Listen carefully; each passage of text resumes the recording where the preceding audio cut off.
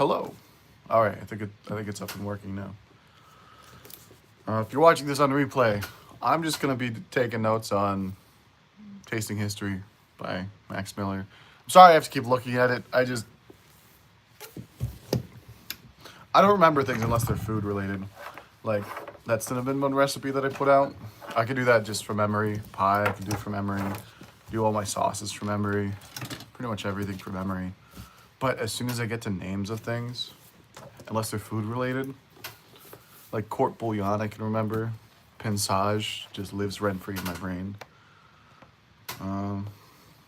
Yeah. The ancient world. Let's see if he has a forward. Yeah, this will be a lot more, I think, long format. And then, sorry, this chair sucks. It's ancient. I just found it downstairs. Okay.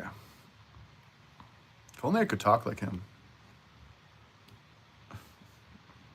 Tasting History by Max Miller was once a staple in every household. I could do it. Call me Smacks. Schmack Miller. Rest in peace, Mac. Dang. I know it sounds bad, but I wonder how much that did for Max Miller. Mac Miller passing away. This is for Jose and his endless patience. See, we got the ancient world, the British Isles, continental Europe, the Near and Far East, the New World. Okay. Placenta. I guess he really didn't hold back for this one. To see placenta and gingerbread in the same cookbook is quite funny.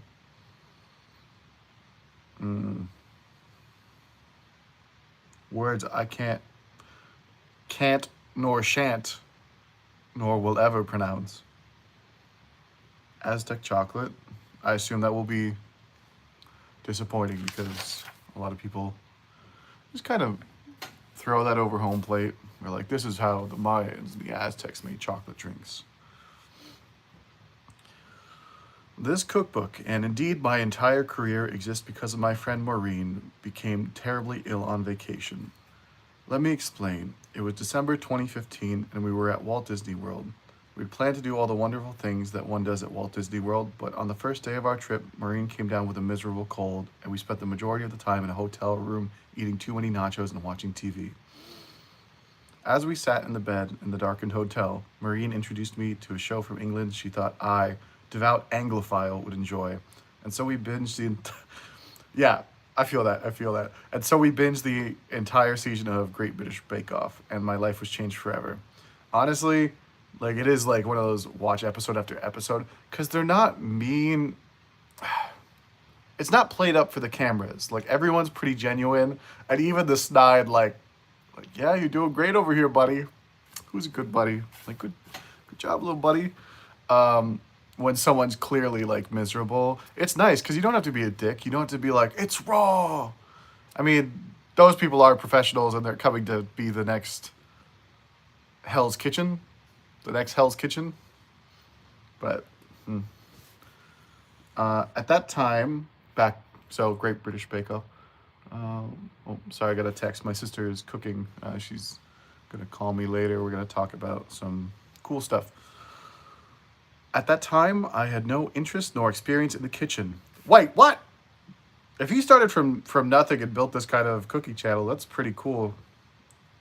At that time, I had no interest or experience in the kitchen, and then my roommate still likes to remind me that I was unable to boil pasta without his insistence. It was rather pathetic.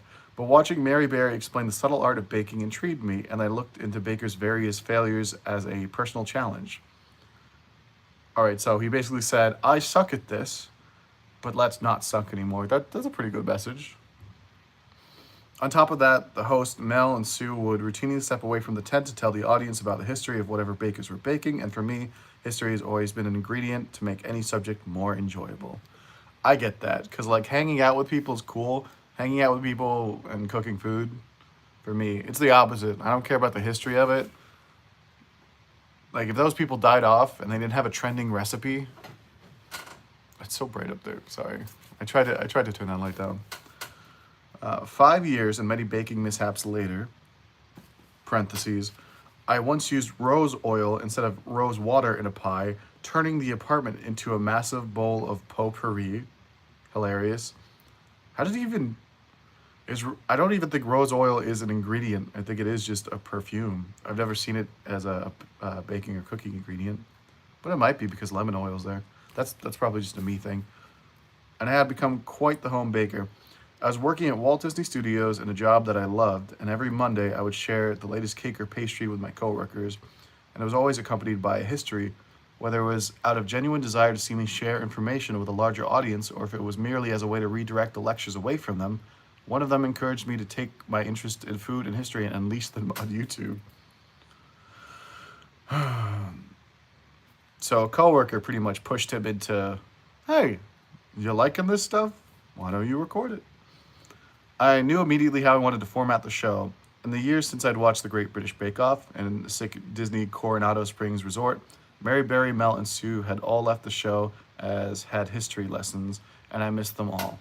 While Mary, Mel, and Sue were unlikely to join me in my kitchen, the history lessons were something I could bring back and even expand. So far, what I'm seeing from Max Miller is, because I have just like every cooking YouTuber I have issues with, like Nick to something or other. He's like cool, but like he just made like a chocolate video, 50 million views. He has like covering strawberries and chocolate, which I guess is all right, but I figured he would use his platform to like grow as a cook, which I guess staying accessible is like the best way you could do that, to share that with other people. But like this guy literally went from I can't cook at all to I have 5 million subscribers, people like what I do, and he's very interesting. But now that I know he was trying to style it off of that, I have a little more respect for him. Because if he went from nothing to be able to put together such informative videos that are more history focused, that's all right with me.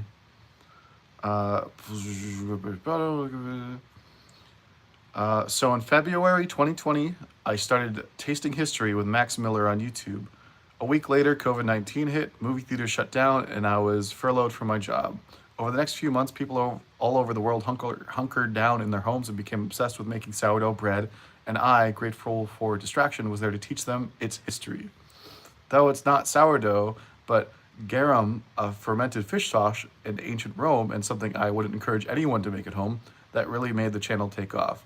Okay, so while everyone was doing sourdough bread and sharing that, he was doing weird crap on YouTube. Hello, people here. Wait, I'm just taking a look at this book, Tasting History. I don't think my head was fast enough to cover the label on that, so, you know, should someone come to find me, I don't sharpen my knives. You stand a pretty good chance of winning. So, had my friend not become horribly sick on vacation and a global pandemic not furloughed me from my job that I loved, you wouldn't be holding this cookbook, and I would still be using my oven to store old magazines. So yeah, if you didn't know this, Max Miller from Tasting History was absolute dog shit at cooking anything, and then Great British Bake Off inspired him during the COVID pandemic to kind of like triple down on what he was already doing on YouTube a little bit. What else we got? So that was just his personal message. And for a personal message from a YouTuber, that's the most genuine thing I've ever heard like a YouTuber say. So clearly he's just very grateful for what he's been able to do with his platform. They say history is written by the victors, but in my experience, history is written by those who write stuff down, and food is no exception. See this? It's funny. It's funny AF. I hope he does write more books. Hi, Remy. Yeah, I got another stack of books from the library, but this is a new one that they brought in. So this is already a YouTuber, if you haven't seen him, Max Miller. Again, I don't get into his stuff because like the history of dishes is something I like. Like if I want to learn about a thing, I'll be like, I want to make Rice Krispie treats, but what's the history myself? I don't want to be told it by someone else who might only do some of what I'm interested in. So he's very good though for like tracking stuff down. Very detailed, a lot of editing, a lot of documentation. Like the back of this book, I was saying, it has all his references that he used, like and they're like there's like ancient tomes in here. But honestly, the the bibliography, the permissions and the sources of this book are worth it enough, in my opinion. Yeah, welcome back, Remy. Thank you for showing up every day. That's crazy fun because this is YouTube. So writing food is very fun for him. Of the innumerable dishes that humans have eaten throughout history, we know only a fraction, and it's because somebody took the time to record the recipe. Oh, he's doubling down on the quote he just wrote. So it's not history is written by the victors, it's by people who wrote it down. So recipes, like descriptions of past events, run the gamut. I always throw it in some of his lingo. Run the gamut from a comprehensive list of ingredients, precise measurements, and well-written cooking processes to a vague description of dish meaning only a couple of ingredients.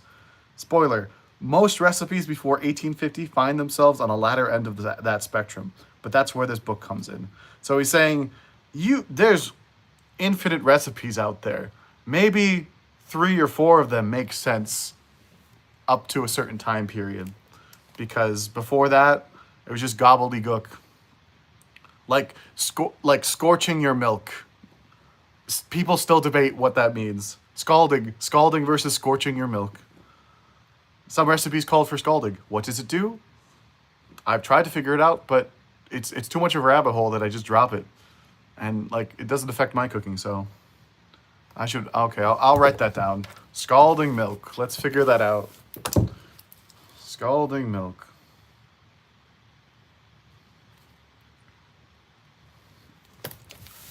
Okay.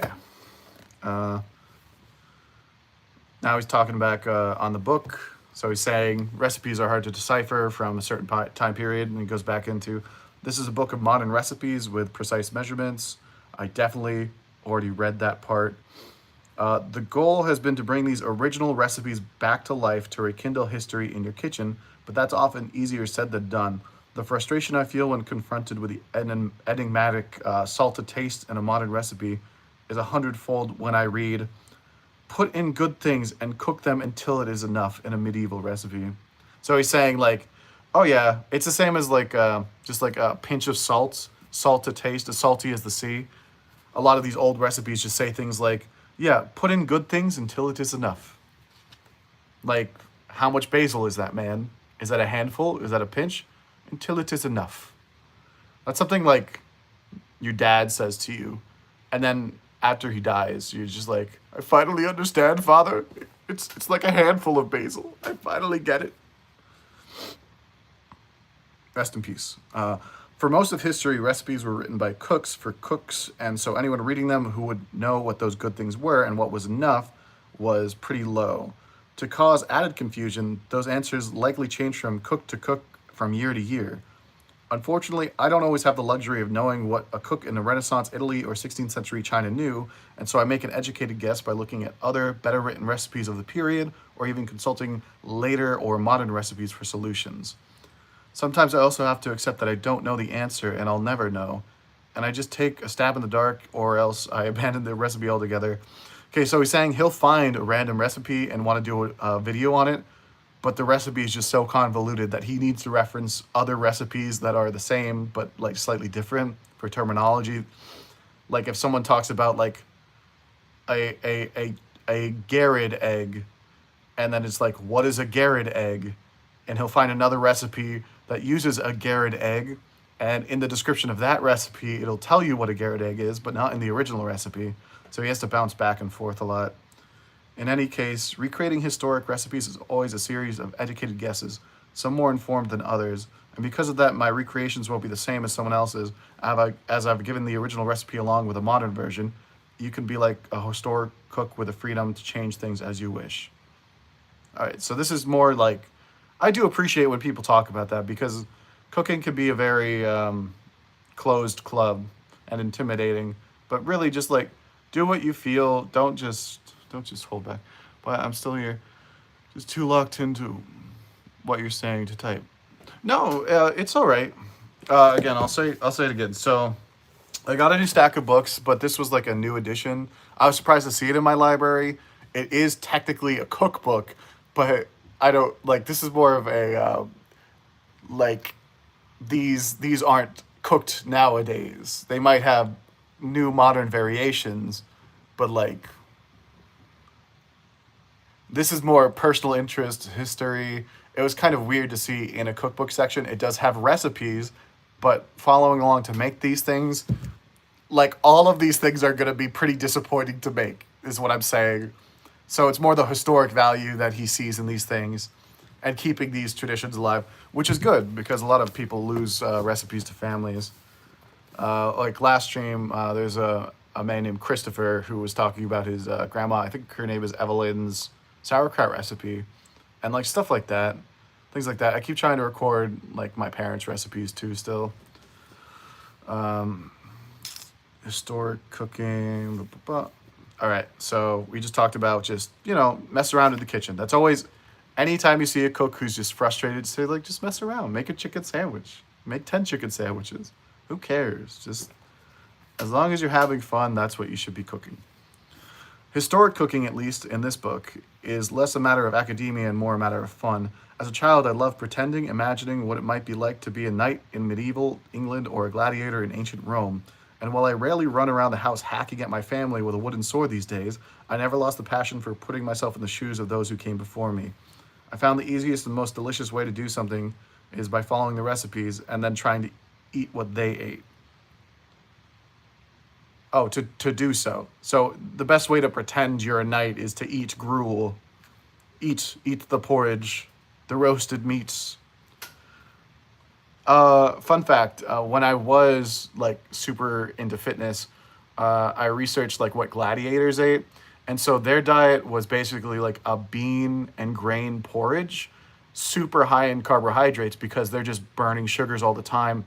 They didn't want muscle mass; they wanted lean and speed because you're not going to chop through some guy's armor, but you are going to get around him and stab him through the little like spaces. But I was going to say the word that means the spaces between armor, but it's not really an acceptable word anymore. I don't want YouTube to be like, "How dare you?"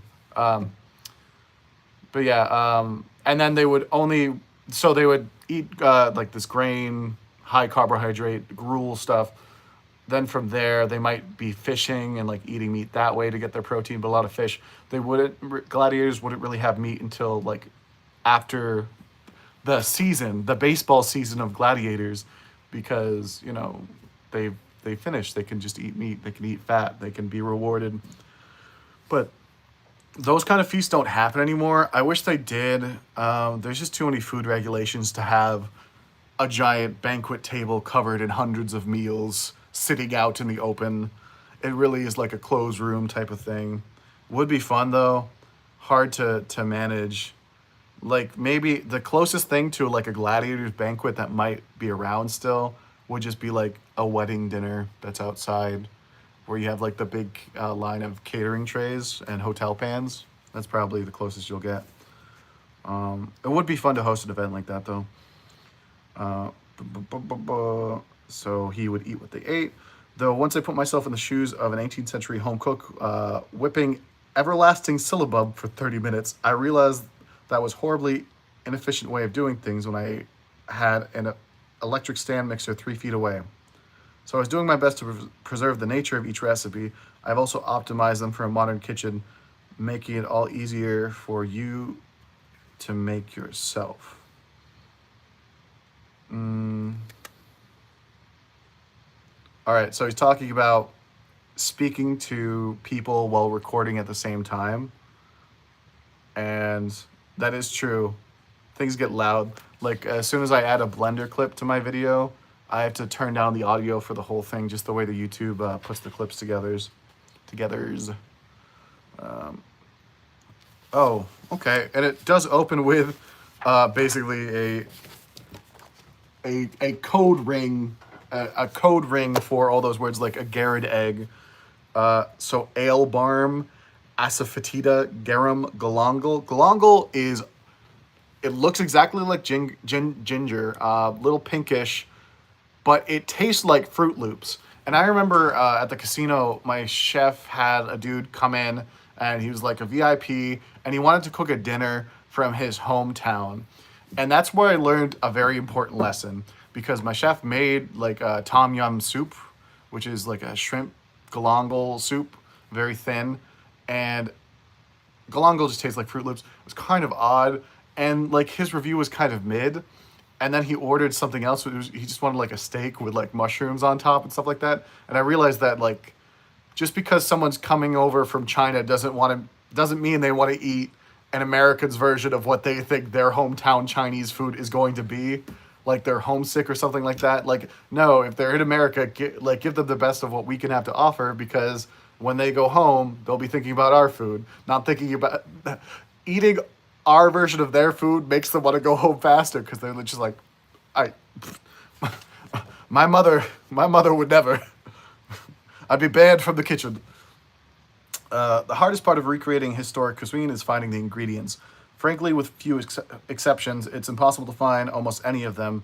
Modern farming and growing practices have been altered. Everything from chickens to wheats to carrots, pretty much every ingredient there is.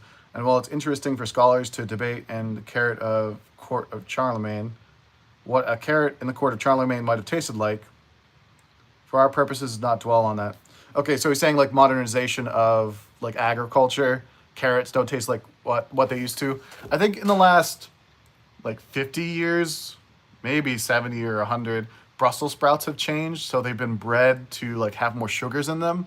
So like while your parents or grandparents, Brussels sprouts to them are just death. But nowadays they're like sweet and nice. You can fry them and they'll get nice sweet notes. But back in the day, they probably had too many like sulfur compounds, like cabbage does. Cabbage also becomes sweet when you cook it. For our purposes, blah, blah, blah, blah. While not common in today's kitchen cupboard, these things add depth to many dishes in this cookbook, and so are worth finding when possible. All right, so if you're gonna do any of the recipes in this, try to track in these original guys. I don't know if I have to really read all of the things that they are. Ale barm, a yeasty foam on the top of fermenting liquid. All right, because these are all like huge paragraphs. If anyone writes in the chat and they want to hear about these weird things, I'll go back and read. But I kind of just want. I'll read three. I'll read three.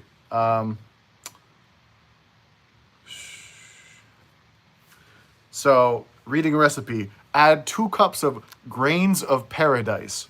What the heck is that? Grains of paradise is a complex aromatic spice popular in historic recipes. They offer the heat of a black pepper with a hint of citrus and sweet ginger and cardamom. Their flavor hard to replicate, though equal amounts of black pepper, ginger, and cardamom will come close. So grains of paradise is chai. It's just chai. Chai flavor.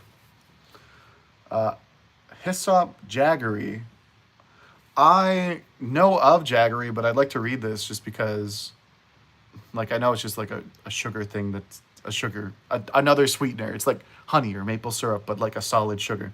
Jaggery is a form of cane sugar or palm sap that is most common in Asia and African cuisine. The flavor is less sweet and more bitter than white or brown sugar. Comes in solid blocks or cones and may be found in Indian or Asian markets as well as Latin American markets.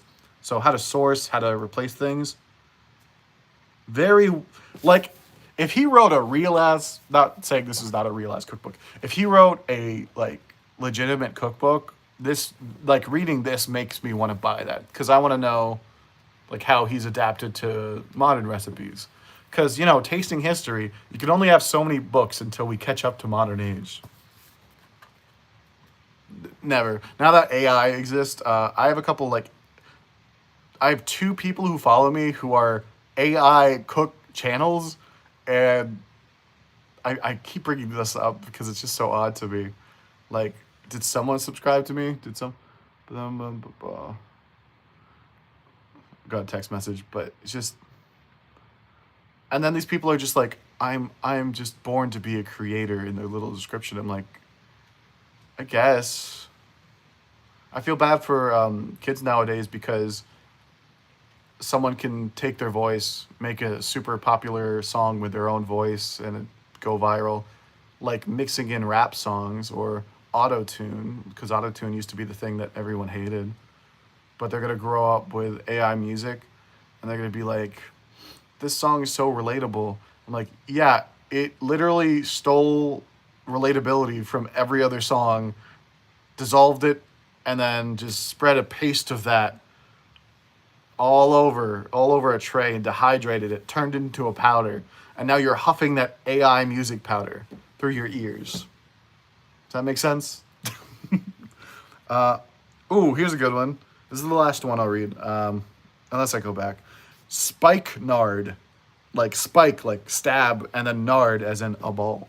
Spikenard, also called nard. Okay, well, this ingredient comes in several forms. The most common is an oil and not safe for use in food. The dried root can be used in food as it lends a sweet, earthy flavor. As it is difficult to find and grind into powder, it is an ingredient that can be left out of most recipes, as it usually as it is usually one of the many herbs and spices used.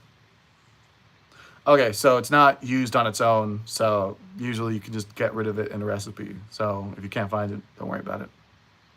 They have rue from the Hunger Games. It's a bitter herb. What are we on now? Okay, so now we're into the actual recipe portion of this book. If there's anyone who's, I think it's just Remy. Remy, I think you're the only Stan here. We're just reading from Max Miller's Tasting History. Also, is it, Remy, if you could hear me and you're there, is it bad that I'm like this, like reading? Because I just noticed that like I'm just like this the whole time. I could go like this, but it might be like hard to read. Should Your name's not on the list. Let's see. I think I could do this one better, but I just don't know. So we're on to the recipes. Stew of lamb. He includes where it's from, the time period, and pictures of Babylonian tablets and cooking utensils for how they would write and make these things. I can hold this up if you'd like. I don't know if you could see, but there's like it is as blurry for you as it is for me on this page. It's kind of just thrown in there, but everything else is really quality. Plus, a lot of these pictures are going to be very old. Stew of lamb. Let me just double check if they're all kind of written like this. Stew of lamb. No. I think so. There's sections to this book. Let me go back real quick. As every book. So like there is the ancient world, British Isles, continental Europe, the Near and Far East, and the New World. And what I think he's gonna do is like this, just have a quick 2-page for the start of the chapter. You read like a nerd or a statue. What you mean by that? What you mean by that? So I think there's going to be like just one for every section. There's going to be like one double page of like this from history kind of just description, more description on this one first recipe, because after that it looks like it's just like recipe with information, obviously. Like here's information on this, but it's not like double page and then the third. Am I crazy? No, I am crazy. He really triples down on this. So here's a double page on tiger nut cake, which I don't know if you like horchata, but tiger nuts are like the original OG horchata, and they're like I want to call them a potato, but they're like this very starchy underground. I don't know if they're a tuber. They might be a legume. But that's kind of like where those blended starchy drinks came from.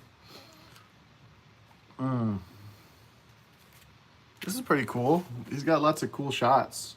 The tiger nut cake. I don't know if I would make that. First, make a flour from tiger nuts. You can buy the tiger nut flour, but the consistency is quite different from that flour you can make, though you'll be forgiven for saving time. First, soak. Okay, so you can either buy tiger nut flour or make it yourself. He's saying there's textures issues, so I like that detail, because saying working with almond flour versus grinding your own almonds, that's pretty good information. Just to clarify. Sorry, I'm scanning real quick. The history itself. So like in the episodes, he reads like a little snippet. So this is from Homer the Odyssey. Man, he was first. He did the first Odyssey reference before the movie even came out. Maybe, I don't know. He did just put out the video. I don't know when this book was made. She brought them into the house and made them sit in the chairs and seats, and made for them a potion of cheese and barley meal and yellow honey with Promian wine. But in the food she mixed baneful drugs, and they might utterly forget their native land. And when they had drunk, she turned them into pigs with her wand and shut them in her pigsties. Okay, so she turned men to pigs. Oh yeah, because it's the Odyssey. I'm like, what kind of history is this? It's a magic potion from ancient Greece. So he's doing a recipe for a magic potion at this point. And it's 2 cups of barley, dry red wine, honey, and aged hard goat cheese. Oh my, I hope there's a picture of it. Oh, it's a cheese, honey, wine, barley drink. You know, it'd be really fun to do these recipes, but like update them. I'd just be like, so this was edible and shouldn't be eaten. We're gonna turn it into something that should be eaten, but also edible at the same time. Oh, Spartan black broth. Dang. This stuff looks gnarly. It looks like it's just coated in like the deepest mole. It looks like they're saving it. It looks like they already had their meal and this is what came out. What does it consist of? Pork shoulders, okay. White wine. Yeah, it's just pork shoulders, pork blood. Yeah, that makes sense. Okay. Yeah. I don't think I can fix that recipe. It seems great. Seems great to me. Best recipe for pork shoulder and pork blood I've ever seen. No need to touch that one. Apiterum. Apiterum is prepared this way. Select some green, black, and mottled olives and remove the pits. Chop them up fine. Add a dressing of oil, vinegar, coriander, cumin, fennel, rue, and mint. Cover with oil and earthenware dish and serve. Okay. Apiterum. That doesn't look as liquidy as I thought. So it's just a dressing. It's like a weird little dip salad. They're serving it with like a pita. Apiterum. More history tacked into it. Cook's note. While rarely a problem, rue can be considered unsafe if you are pregnant. Omit or replace with another herb such as fresh tarragon. All right, so if I accidentally read something like that, I'll go back and check out what rue is.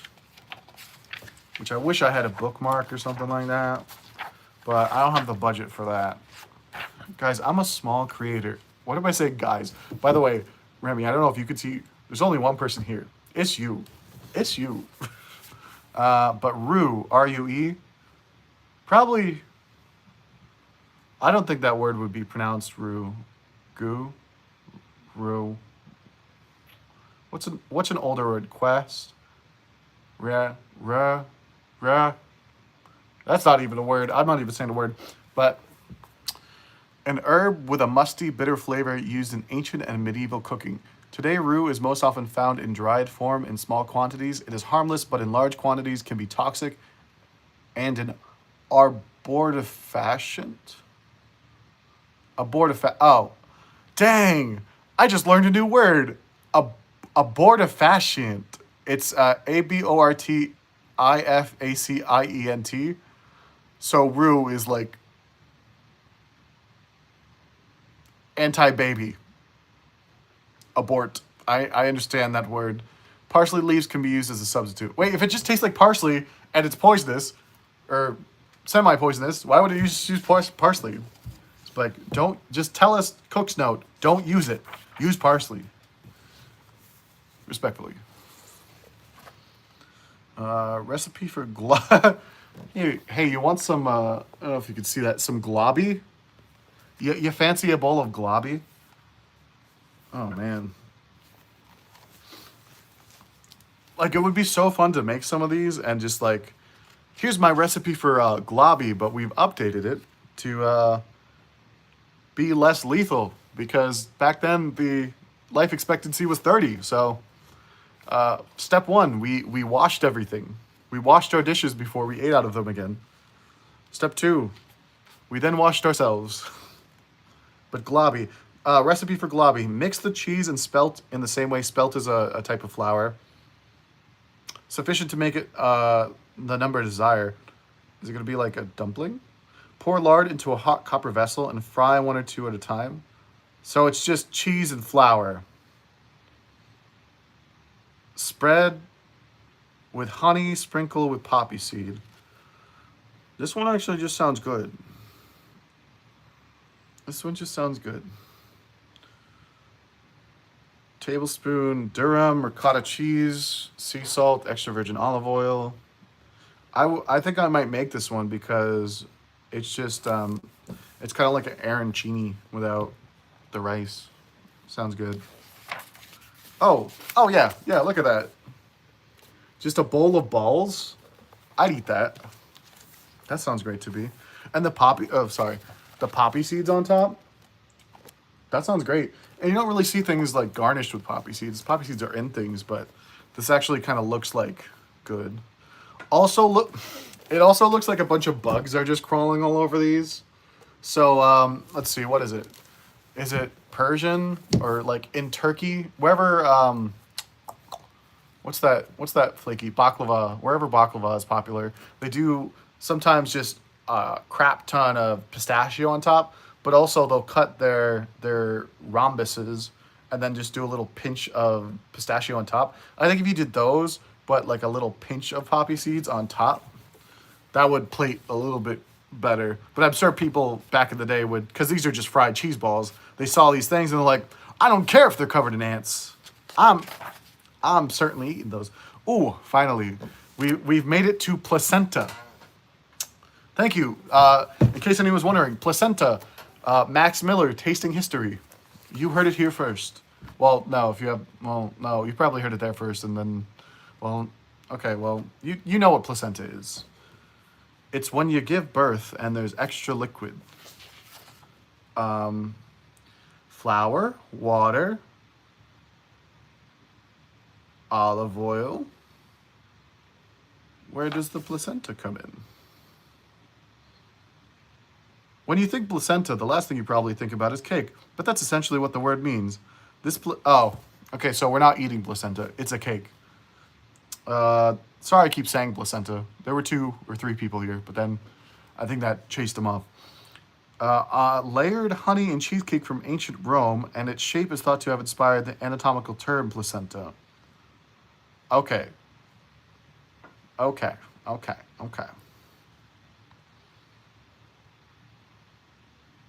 So based on the shape of what this cake was, that's where we think we get the word placenta for. So it is just a cake. It's a cake filled with cheese and honey. And then there's a crust of bay leaves. I'm sorry? Excuse me? I don't know what that's about.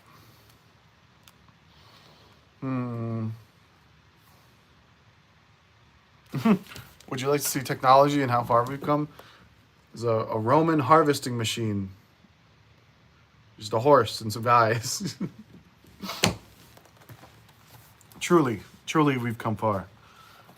Now we can't even make our own horses. They're all AI generated. My horse has 5 legs.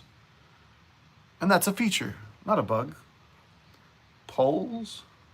P-U-L-S, poles. There is much use for these fava beans. Our gladiators eat a great deal of this food every day. Like I was saying, beans, making the condition of their body fleshy, not come back. Dense flesh like pork, but flesh that is somehow more flabby. So yeah, okay. I'm glad that they included this. And I'm also glad that I already knew this. So beans, barley, water, garlic, red wine vinegar, garum, which is just, ooh, you just put fish in a jar. Um, gladiators, gladiators were often the entertainment at the banquets of Rome's elite, and often the combatants fell dead above the very cups of the revelers. And oh, so they would literally just be like sitting next to them at tables having fights, and so the tables were covered in blood, just from people getting got. That's hardcore, man. Mussels. It's probably the most appetizing bowl of mussels I've seen. I feel like fish places, it's always in like a white bowl, but like, yeah, give me a bowl of mussels in like a wooden bowl. Make it very Italian. Make it very like by the seaside. Darker colors, darker. Everything with seafood is always like clean and white restaurants. Even the smell of the restaurant is like slightly fishy. Instead of like, I feel like there should be more smells in a fish place besides just fish. Mussels, patina de Paris. Sauce for herbs and fish.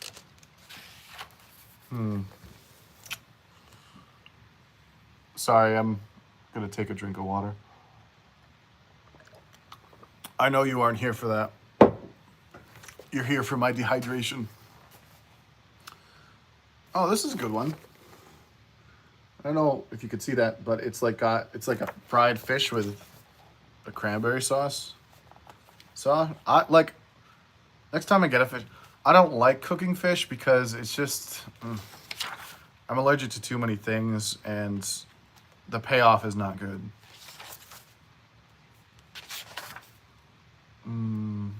A piglet, pure white, pure blanco. He would love that recipe. The British Isles. Okay, now we're in Britain, which gets me excited because they got like pie recipes for days. Oh, there's a mead recipe. So the recipe for mead here: gallon of water, quart of honey, herbs, ale barm, and yeast nutrient booster. Okay, so I'm gonna do a video on tepache. I mentioned this last stream too. It's literally just like water, sugar, and pineapple rinds. I have 2 bottles upstairs. One is a blueberry mash with pineapple rinds. The other one, I stripped the pineapple leaves off, took some flat root beer and doctored it a little bit, and it's already starting to ferment and carbonate. So basically, I took root beer, made it flat, and now it's becoming alcoholic and more.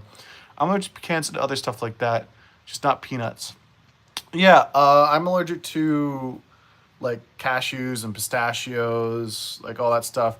I don't know if you gotten a chance to do your allergy test. Like they poke you and stuff. So everything that I'm kind of allergic to, it was just like, okay, well you should probably avoid this, because eating things that even you're slightly allergic to, over time they can like damage your intestines. So like people that are slightly allergic to gluten, they get like ulcers over time because they keep eating bread.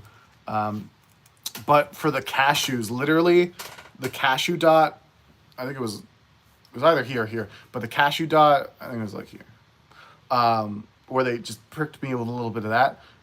Everything else was just like a little beast thing. Cashew dot literally wrapped all the way around my arm, and they're like, "Wow, you should not even think about those." So, in addition to that, the seeds of citrus fruits are also in the cashew family, so I can't have those. Like lemon seeds, I accidentally dropped one into hummus I was making, and it blended in, and I'm like, whatever. And I'm driving to work, and my throat starts closing up. Real annoying. But also peppercorns, anything with like a citrusy note, and like little tiny baby flowers that just like spring like this. Those ones are usually things that trigger me. So red peppercorns, and I learned that from Sichuan peppercorns because one of the restaurants we did a Sichuan peppercorn fry spice, and I would eat it, and my mouth would just start feeling fuzzy for a while. Yeah, for people that are allergic to like tree nuts and seeds, it's not that they're allergic to like nuts or peanuts or whatever.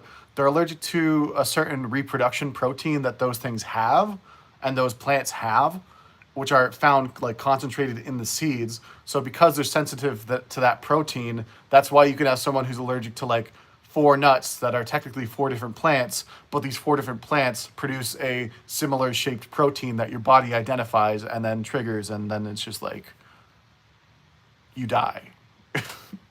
My least so one lady I dated, she was not very supportive of my allergies. She always got mad. She put ice cream in the fridge, and it was one of those Ben and Jerry's flavors that's just like crazy monkey, but really it was like cashew coconut. And so I was just like, see, crazy monkey. I take a bite, and I'm like, this is pretty good. My throat starts closing up, and I just tell her, hey, I need to drive to the hospital. Like, I'm gonna have to use my EpiPen. I know what's like going on. And she threw a fit. Like, she's like, I can't believe you like ate some of my ice cream that was mine. And she started jumping up and down. And then in my head, I'm just like, if I react to what's happening right now, that's just gonna, the more stress you have, the more your body will react. So you really just have to like breathe through your nose. Don't breathe through your mouth. Don't agitate like what's already there. Just breathe through your nose, kind of get through it. The dude who was, because what will happen is they'll IV you, because an EpiPen literally just stops the reaction, because it's a bodily response. It's not like what it's doing to you. It's a body response. So you EpiPen, and that freezes it in time. And so you get to the hospital, and then they have to keep administering epinephrine until hopefully your body's digested it away. But usually I get away with like not having to do that. But this dude looked like, what's his, TJ? The dude from Scrubs, the white nurse from Scrubs. He looked exactly like him. He was telling lots of jokes, and he kept missing my vein. And he's like, I just hate when that happens. I'm like, it's okay, dude. Like, you know, it's late. And then by like the seventh time, he looks visibly upset. Like, he's just like, I am so sorry. And I'm like, no, it's okay, dude. And now he's no longer the dude from Scrubs. He's just like this really sweaty nurse who's upset with himself. And I kept trying to support this man through stabbing me in the arm. And he was so upset by the time it was done. And I was like, damn. I feel like a coach who's coaching a kid that like really doesn't feel like they're gonna stay on the team next year or something like that. Like, he was really heartbroken. My actions are too bad. My tongue just itches and my throat burns like crazy. And that was for pecans. Yeah, I can't do pecans either. Are too bad. My tongue itches. Yeah, anything. I don't. Since you have those kind of responses, a lot of fresh fruits can trigger people who already have like allergic reactions. So I wasn't allergic to avocados, but avocados are high in histamines. So just 90% of the time now, if I eat an avocado, my mouth just gets fuzzy and my throat just gets a little bit like it's not a pleasant experience. Avocados, tomatoes, lots of fresh vegetables, which sucks as a cook. One of my chefs, I keep my allergies hidden because I can work with it. Like at the steakhouse, I was doing like lots of seafood prep and stuff like that. So handling tons of shrimp, which I can't eat or touch, but I have gloves on, and I got some like lobster juice in my eye, and I thought I was gonna like lose the eye, but nothing happened. And that's how I found out that I'm allergic to shrimp, but I'm not allergic to lobster. And that's how I science down my allergies. But yeah, the shrimp doesn't bother me. They'll poke me through my, like, if they poke me like this, my thumb will get really itchy from their like skin and stuff like that. The itchiness sucks. My sisters are worse. I don't know for the middle sister, but my eldest sister, she's like anaphylactic like level. She'll get like hives and stuff like that. I'm pretty tame, but also I'm just very sensitive. She has like all the seed oils she can't have. I can't have like nuts and shellfish, and then the middle one, I think it's just like crabs and shellfish she can't have, so she can have all the nuts, which I'm jealous of, because as soon as I like did my whole vegan thing for a year, I had to switch over to vegetarian because I really didn't have any vegan options for cheese, and that was kind of hurting me. Tofu was all right, but like I needed like milk or something, and then almond milk wasn't doing it nutritionally. But yeah. It does suck. If you do have reactions, yeah, I don't know if you know that about EpiPen. So EpiPen, as soon as you administer an EpiPen, you have to go to the hospital because two things could happen. You could have a heart attack because it's epinephrine. It's adrenaline. It's literally adrenaline. But also, if it runs out in your body, you need to like have more of it available. And most people only have like one EpiPen, and you can't just if you double dose yourself with an EpiPen, then you're definitely having a heart attack. But then like what is it? Oh gosh, Benadryl. Benadryl suppresses your reactions, so it's kind of a hard concept. I'm only saying that because when I first found out, I'm just like, what's the difference? So an EpiPen freezes your body's ability to react to it, and the the Benadryl suppresses the reaction. So if you're already having like a crazy bad reaction, Benadryl's not going to do anything for you. But like if you're just having minor symptoms like that, you could probably get away with like a Benadryl, like for just minor histamine responses, stuff like that. But yeah, it sucks. Oh, but again, I was talking to my chef, and he's just like, "Wait, you're allergic to all this stuff? Why are you even a cook?" And at that point, I just like daggers in me. I'm a very hardened professional, but people are assholes in this industry. Like honestly, we could be making so. I think it's because everyone's like trying to make their own money. They're trying to retire and have their house and wife and kids, but they're also working 80 hours a week. But we could be making so much more money as cooks if we just kind of banded together. Oh, we worked all week. Let's go do a pop up somewhere and make like 2 grand in an afternoon. Like, what are we doing? Why are like, oh yeah, we're just in the kitchen, but let's get a side gig as a group because we're all professionals. Why are we doing it hourly here? Seeing that we're all crazy good at something, going home and being like, man, I wish I knew some people that supported my side business. Like, homie, let's all make money together. What are you trying to say? But yeah, this mead recipe, I'm gonna do tapache recipe. I'll probably do a mead recipe at the same time. I don't really care for mead. It's just like, I don't know. I haven't been to enough Ren fairs to enjoy it. What the heck is that? Odin spits the mead of poetry into several vessels. It looks like a bird that's losing a bunch of feathers and also spitting mead into like cups. But it does look like this bird is just shitting everywhere. Ancient people. I'm glad to know like me and them would get along artistically. Gingerbread. Oh, I'm excited for this one. 14th century. Oh, these are literally like gingerbreads. I've seen this episode before, but I forgot. It's like a softened gingerbread. Stale white bread. Okay, so it's, I don't. Is it even baked? Food processor, breadcrumbs, honey.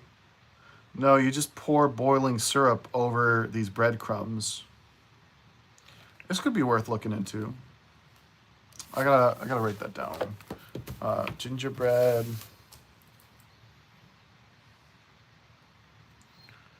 Bread. That bird.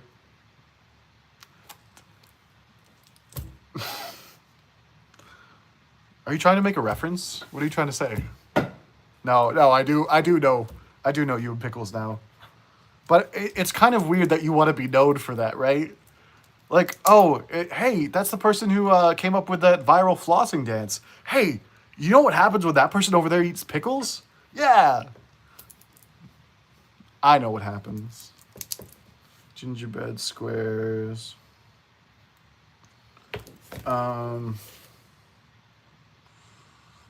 Clove, garlic, leaf, stale white bread. And then mead I want to do from him. For what it is,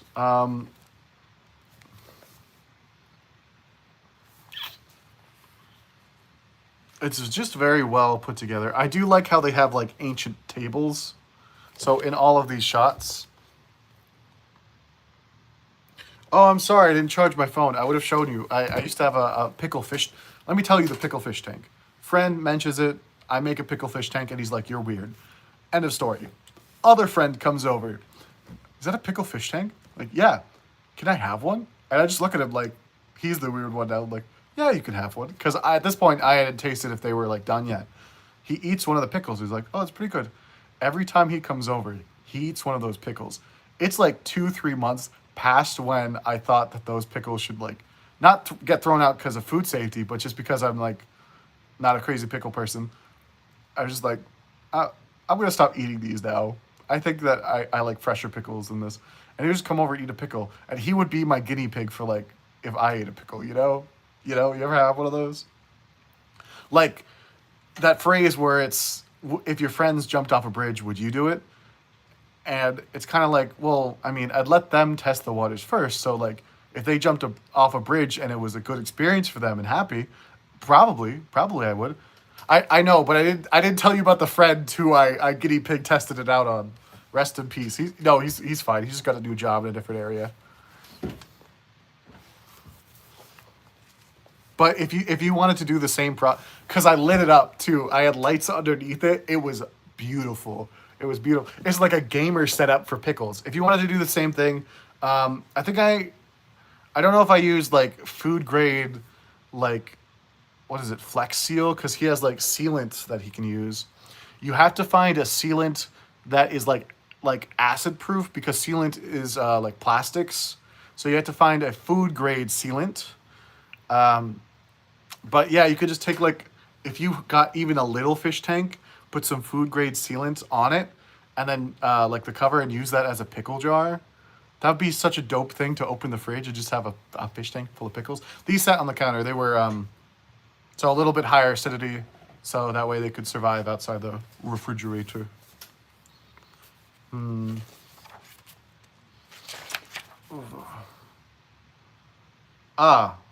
Speaking of the chat that we've had, we have some rapey in context of your poor, unfortunate conversation that you've had. Figs and half raisins, wash them in water, scald them in wine, braid them in a mortar, draw them through a strainer, cast them in a pot with a powder and pepper of good powders, lay it with a flavor of rice, and color it with sandalwood, salt it and seethe it mesh and forth. Yeah, this is the kind of recipe that he reads and he writes 2 pages because that is gobbledygook. That is random. And he's even referencing the placenta recipe. Unfortunate name, but he calls it delicious. The rapey is delicious. But it is a bit rapey. Wait, is that... Please don't hate me. I'll be more empathetic. It's funny in the moment. I moved on. 2 seconds of enjoyment. Then one day, Keita bought some figs, took them... I'm sorry. Forgive me. Forgive me for my sins. But I feel like that's, like, you get over it, and then everyone can laugh for a moment. I'm trying to figure out what it is. So you blend it, strain it through a sieve. Rice flour. So it's going to be like a little cake. I hope he has a picture. No, there's no picture, man. This would have been a good one to have a picture. That's kind of an... Well, it says it goes well with the tarte de braise, so maybe this recipe, you might have it on the same table.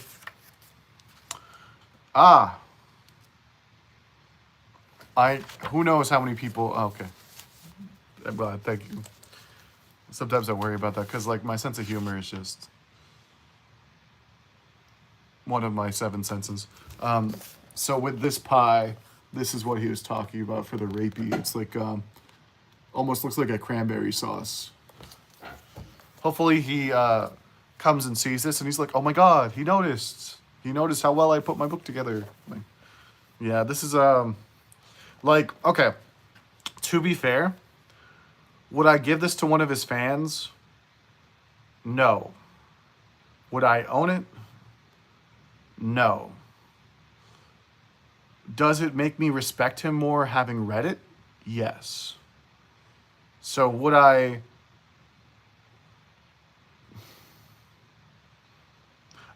would give this to a fan, like someone who's just like who brings him up or like talks about him.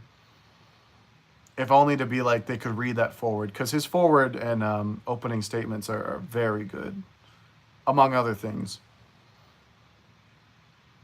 Like they're like I would say this book is as good as watching his videos. Like it's that well made, and there's a lot of care into the placements of the photos and things.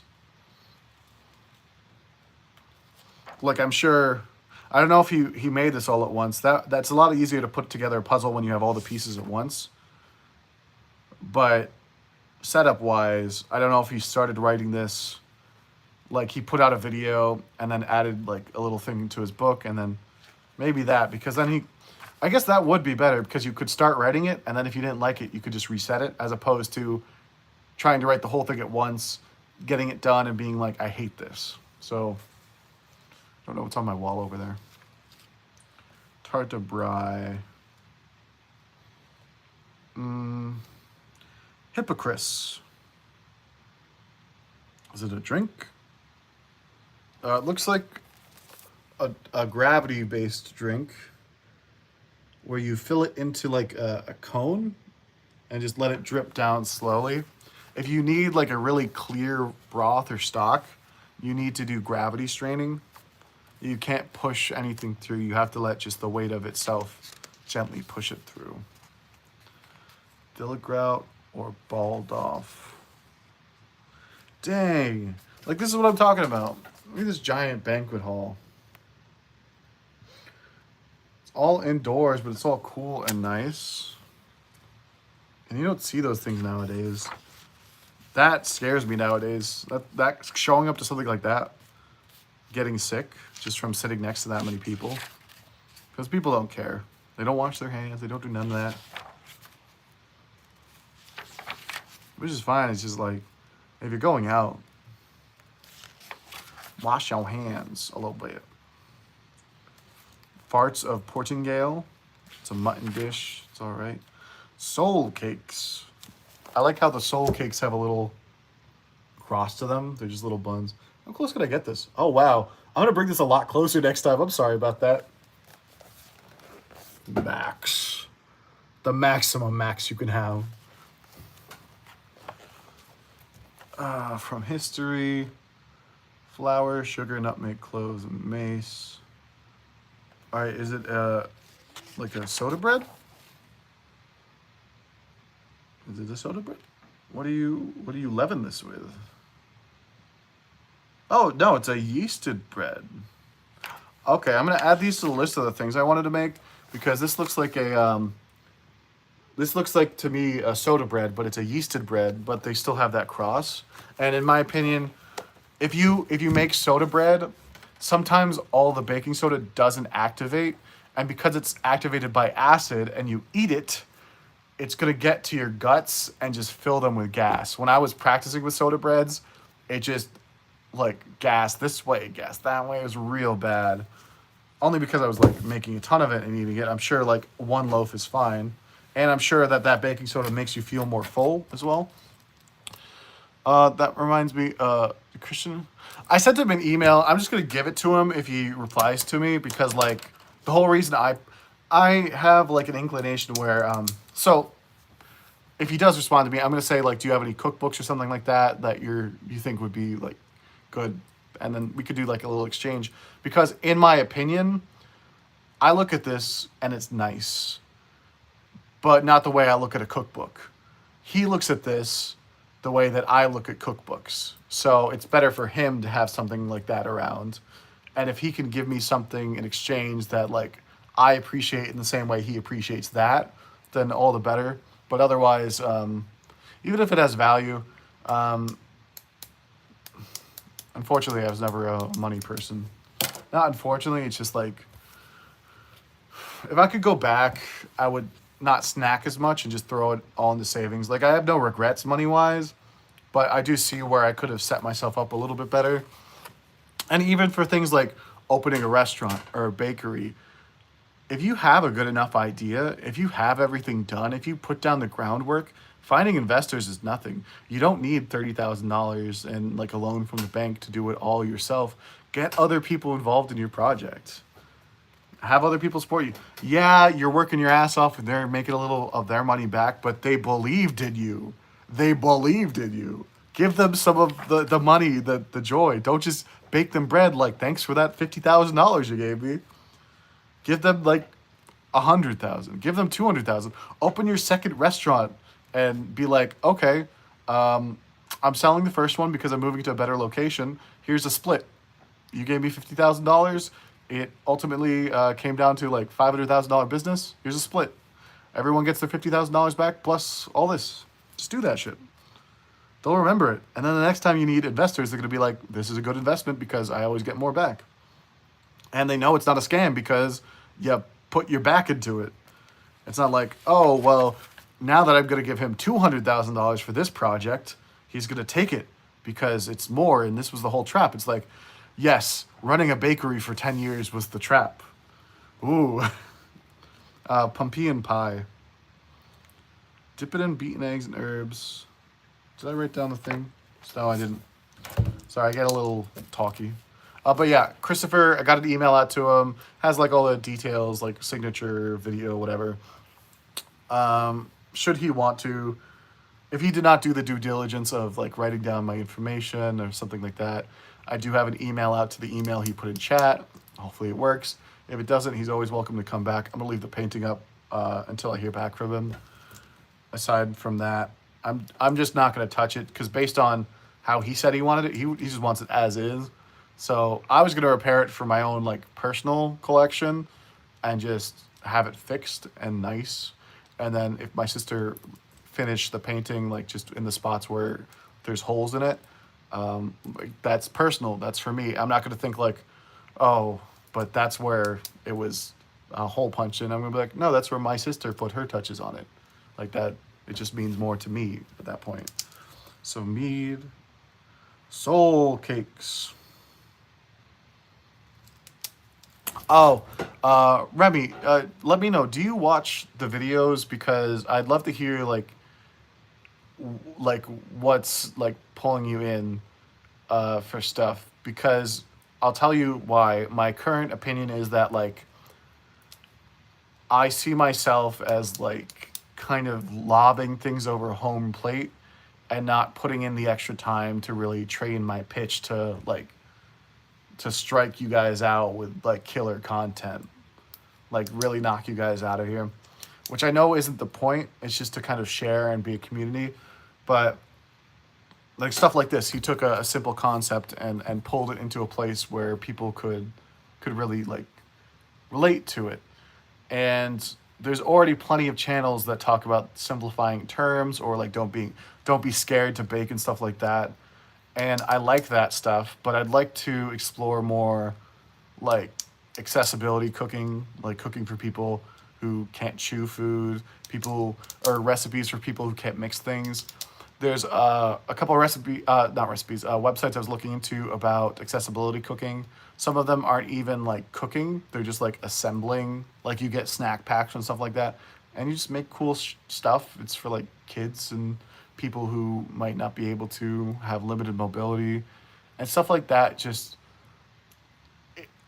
it brings joy to people that need it, because the world is going to get very cramped soon. We got billions and billions of people, prices going up, stuff like that.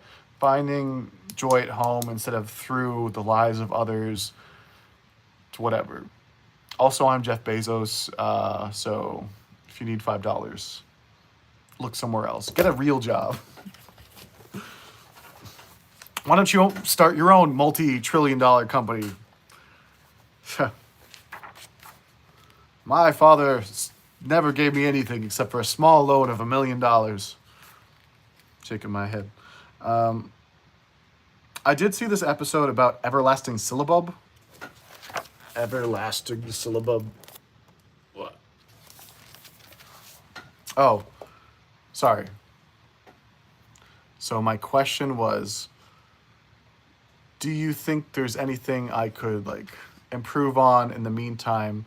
Because I have things, and it's bad to ask you because you're watching my stuff, and so I should be the captain of the ship, and my people will follow or drown with me, whatever. But I'm asking you because everyone has biases, so I might be putting out what I think is cool and funny, but maybe I missed something, or maybe I talk too fast. Maybe I need the recipes in the description to be more time, because usually I'll spend like 3 hours editing, and I'll really just type as fast as possible in the description. I do watch them. The videos are awesome, and put more personality into the videos. And editing is also need more work. You don't take more person. Wait. You don't like when I do this? So we're gonna start with 3 cups of flour, 3/4 cups of milk, and 2 tablespoons of yeast. To that, we're just gonna put them in a bowl, wait for them to proof for about 15 minutes. When 15 minutes goes by, we're gonna start with just a little bit of our flour. You don't like when I do that? I do add a little bit of flavor at the end. I try to. Be like, this is so good, or something like that. I pitch up. But sometimes, I don't know if you could tell when I talk, I mumble. It's a little fast. And the captions themselves, they kind of can't follow along. I could try. I will try that though, because there is something I want to do. So I don't know if you've noticed, but everything is like from like the camera's perspective. I'm not exactly in the videos baking, but I want to do somewhere I'm actually in front of the camera talking things. I will take your note and add some more personality to those. I'll have my stuffed animals in the background, all of that. You sound like you lost a. Hold on, I want to screenshot that. Give me a second. Let me just say that.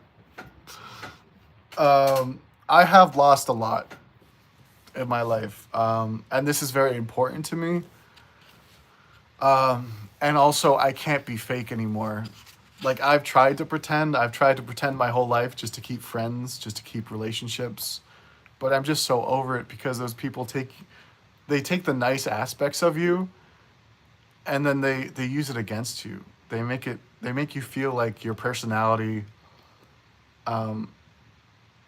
like being nice makes them jealous. Have you met those people? No, you didn't strike a nerve. It's just I know what you mean. I can't be like, I can't do like, okay, guys. So I've actually I've done some brazen examples of this. I can't talk about them because they're like they're pitchy, but they're also very crass. Like the language I'm using is very like vulgar and whatever. But I'm using my amusement park voice. Like, hey guys, today we're doing the new trending dot cake, stuff like that. I could never do that. I would only do it as a joke. RT Game does that sometimes.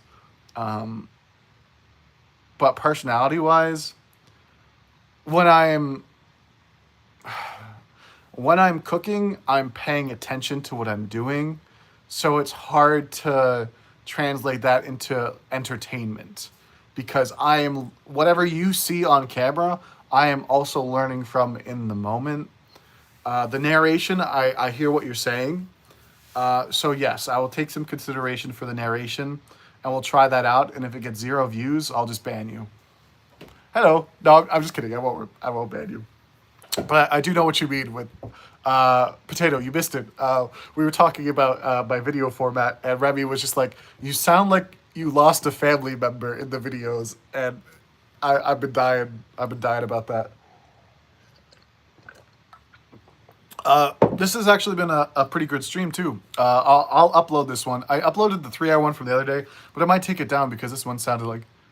I also said you sounded sad, but okay. They're saying this dessert is sweet, and they're saying this dessert is bussin'. This dessert tastes like I'm eating my favorite movie. Stuff like that. Just the extra dramatic description is just like, you sound like a family member has passed away. That just pings my brain. That's so funny. Like that's a funny way. But like, I got a Dr. Pepper. Well, you might be interested in the. I've already mentioned this like too many times now, but I'm gonna do a tepache video, which is just a fermented drink. It's kind of like a kombucha, but you take water, sugar, and pineapple rinds, like the outside, and leave them out for a couple days, and it will ferment into like alcoholic slash carbonated. But I've done an experiment with root beer because I was drinking too much. And like, how can I use this? How can I control this urge? So I took the root beer, made it flat, added water content to balance it out to a kombucha, added my rinds in, and it's already started. I could go grab it right now. It's already started to ferment. I want to. Okay, I don't want to run away for a second. It'll be soon. I just want to make sure the video is good. It's a new thing for me, so I don't want to put out anything that like I don't fully understand. That's like telling people to go play with fire because it's fun. Maybe learn about fire a little more before you tell people that. Like, holy shit, guys, I touched it. It hurts. Everyone, just no. Careful with that. We were doing. So I got this book from the library, Tasting History. If you want to pop out for a second, with Max Miller, there's this guy. He's a YouTuber. They just got it at the library, so I have like a stack of his books. So I'm just kind of reading sections, kind of overlooking stuff that he does. It's been pretty good. Like, and I said that these are recipes that you shouldn't do, but it would be kind of fun to take his recipes that he's now deciphered and trying to bring them up to like a modern version, because Parmesan cheese ice cream, while it may sound bad, to me that sounds fine dining, Michelin playfulness. And some of these could be taken to a place where they are just so bad and so niche that you should take that nicheness where no one's really looking for it and put it somewhere that it's like made immaculate and beautiful, because no one's it's like finding diamond in a rough, finding something beautiful where there was nothing. And here there's a lot of like disgusting recipes, not in that they're disgusting, they're just like what was available at the time, or a misguided approach to. Not talking about him, I'm talking about the people who came up with these things. Like, he just did a Salisbury steak video for stretching beef, and I got my mix for stretching beef, but already I don't want to waste like hamburger meat on trying to combine it with oatmeal and stuff like that, because I already know what it's going to be like. At this point in time, like, if you needed to stretch meat or store meat for a long time, seitan, which is vital wheat gluten. Everything, so all-purpose flour has less protein than bread flour.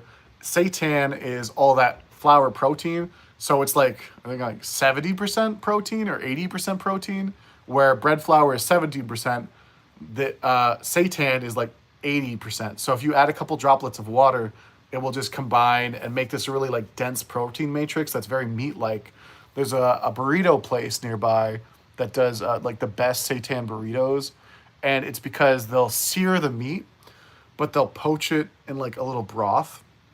You've got the Dr. Pepper shirt on. That's called being like the Dr. Pepper #1 fan. But they'll sear the meat, but it's really like a dense wheat flour thing, and get like char marks on it, and then put it into like a beef-ish broth, but vegan, and it just comes out so good. It's like one of the best things I've had out of vegan cuisine. These look good. They look like buttons. Oh, I'm on your TV. How does this look? Is this HD? Is it big cookie or small cookie? It's actually not a cookie at all. It's a biscuit, which would be one of the original terms for a cookie-esque thing. But it's a sea biscuit, hardtack, which anyone who's been in history class is forced to learn something about hardtack, because we'll talk about sailors and pirates and whatever, the tea trade, and that's all they ate. Looks good. I know. I held that book up myself. I held it up to the screen all by myself. But, oh man, it can't be that bad, is it? Oh man. So this, but it's so pretty. So I might add this to the list of things I want to make and then just slightly improve it. Obviously, there's going to be hundreds of thousands of recipes for this by now, improving it because it's just a biscuit. But how we can keep it in the same line of like survival food, like something that would survive nowadays. So for hardtack, I'll hold it up again just because. For this, it is 4 cups of flour and 1 cup of water and nothing else. It is flour and water baked. It is basically a brick. It is a brick, but you put it into hot liquids, and as it de-bricks, you have a nutritious flour meal. Oh, one of the pages is already bent. Who done did that? They rabbit-eared it. Stobhach Gaedhillock. How do I... Gotta be brave. Stobhach Gaedhillock. Gaedhillock. Stobhach Gaedhillock. Anyways, Irish stew. Do you prefer Edward or Jacob? This is a cooking stream, so I would cook probably Jacob because he's the closest to an animal meat. Whereas Edward would make a great fish. He's very slimy and cold. Let's see. Oh, what's this? A simnel cake. It's an odd little cake with more balls on it. It's called a simnel cake. I'll hold it up for a couple seconds. Simnel. Oh, did I write down hardtack? I keep doing this. I keep telling you guys I want to do you guys. You lovely groups. They and or themes. Simnel. Hard. Tack. But it looks good. Is it just like, I think it's spotted dick, which is like a British little canned dessert. Take a take a 1/4 pound of flour, 3 ounces of mixed peel, 1/4 pound butter, 3 good-sized eggs, 1/4 pound caster sugar, 2 ounces of ground almonds, 3/4 pound currants. Beat butter into cream, add sugar and beaten eggs gradually and work well together. Add flour sifted, beat thoroughly, then add remaining ingredients. Line a tin with greased paper, pour in mixture, and bake over a gentle oven. Not over. Bake in gentle oven from 2 to 3 hours. When cold, make some almond paste, put a layer on top of the cake. Okay, so let's get that picture up. So the cake itself is like a fruit, like think of like a blueberry like muffin. It's blueberry muffin, and then this is like a sweetened almond paste with sugar on top that you kind of burn and brown. I don't know what these little balls are, like if they're more of the cake. Decorate finish caked with candied fruit. Sir, that is not candied fruit. Those are balls. Oh, it's just more almond paste, like marzipan. Marzipan in some countries, they just literally form it into the shape of a fruit and then just color it. Marceline from Adventure Time. First of all, she's with Princess Bubblegum. Get over yourself. You think she would leave that? Literally, what that ass do? Never mind, this is a baking. But she's made of bubblegum. You can't beat that. That's bubblegum is like one of the biggest lesbian metaphors. You can't break that up. It's never gonna happen. Lasagne. Marceline's songs are hard to learn though. She has like a very interesting voice, but also the emphasis very unique. Like if you go at her songs from the same approach you do a normal song, you're really just gonna miss the tone of the whole thing. I like the lullaby. Everything stays. Let's go to the garden. You'll find something waiting right where you left it, lying upside down. When you finally find it, you'll see how it's faded. The underside is lighter when you turn it around. Everything stays right where you left it. Everything stays, but it still changes. Remy says hi. Oh, other Remy.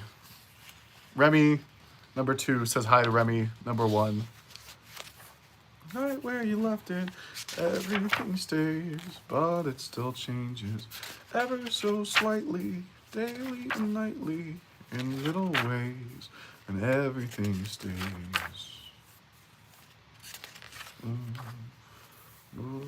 Time's raising, water's gotten higher. The shore washes out. Keep your eyes wide open. And when the sun is blazing, the moon controls the tide. It will cause you to drown. Everything stays right where you left it. Everything stays, but it still changes ever so slightly, daily and nightly, in little ways, and everything stays. Nothing's really catching my eye, so I'm glad I had a song to sing. Little Meat Cakes does.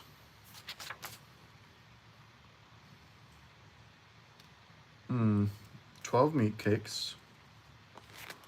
Thank you, Remy. Streamers say bye. Bye. Thank you so much for watching. I'm gonna be streaming every day this week. On Saturday, it's gonna be nothing special. There's nothing. I have nothing planned. This is all new to me. I am gonna start planning things a little bit better. Shauna, shout out. She's gonna come over and help me figure out odd little programs because I'm a bookie. I'm a bookie. I'm not a spreadsheety person. Peace out. Oh, I like your hat. Thanks. You can actually buy this from my merch store. It's $75. And 20% of that goes to charity. It's not like a real charity. It's for like, what are those things? Like coalitions, like people against the government. So 20% of all these hats sold funds private armies in America. Yeah. But yes, have a great day. You and Remy, you cook good food. Give her snacks. This kind of looks good. I hope it's a candy.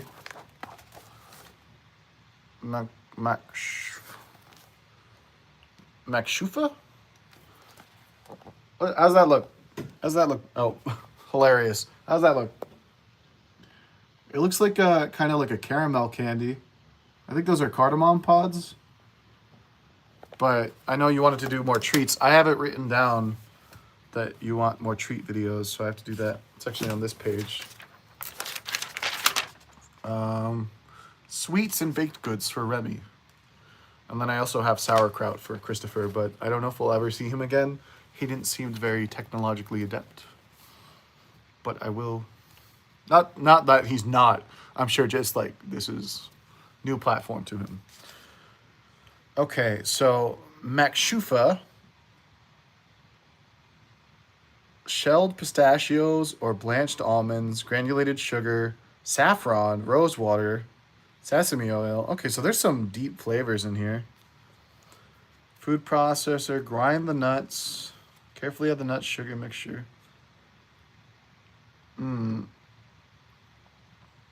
Sesame oil, medium high, low, pour in honey, allow light layer of foam form on top. Okay, so step 1, cook out water. Step 2, add the nuts and sugar. Yeah, so this is just like an almond flour, but candied bark. So you could probably, you said you're not allergic to peanuts. I don't know if this is a treat you'd like to see, but you could blend peanuts and then add honey and sugar. And this would kind of have like a peanut brittle-esque essence. Low key. Ready? Okay, so this uses like almond flour and stuff. So almond flour is different fat content than peanuts. So if I try to blend peanuts, there's a high chance that they'll just turn into peanut butter. So I have to be careful. But I could do this and then make the syrup hot enough, then pour it like whole peanuts into it. So it will be like a double peanut brittle. That sounds awesome. Do a double peanut Makshufa peanut brittle.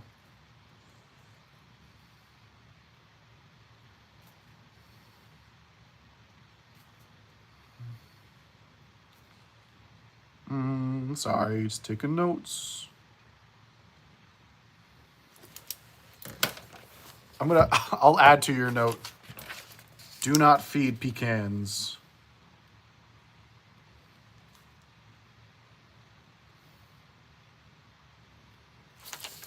Do not feed. Do not feed pecans to the Remy. Ooh, a hummus recipe. I hope it's bad because I only know of good hummus recipes and I'd be interested in knowing historically it was bad. So then the bottom line moves. Oh my goodness. That is too many ingredients. Lots of nuts. So for the hummus, it's chickpeas, tahini, which is already like sesame seeds, nuttiness. Then white wine vinegar, olive oil, black pepper, all that blended into like a standard hummus mush. But then you also add in olives, walnuts, almonds, pistachios, hazelnuts, and mint leaves, parsley, preserved lemon, a traff tib, more rue, so anti-baby rue, 3/4 teaspoon kosher salt, cinnamon, caraway, coriander. All right, so I guess we could try this hummus. Not that I could eat it, but I'd like to try the other herbs in it. I'm not too crazy about it. I try not to bullshit myself, so like, I'm interested in this, but it's not. I'm sure it's all right, but it doesn't pull me as much as a double peanut brittle. Ooh, tamales. Tamales. Got tamales in here. Book. Tamales for the dough. To quesaquit. Masa. Okay.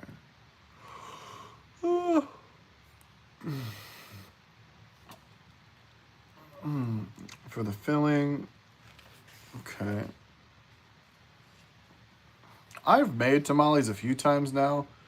I need like someone who's really good at making tamales to make me some, because they're always lackluster for me. Like it's just kind of like to me it's like a corn polenta on the outside with a filling, which I guess I see the appeal. Maybe if I approach it from that, it will be better. Aztec chocolate. The seller is fine chocolate. She grinds cacao, she crushes them, separates them, soaks them, adds water sparingly. Okay.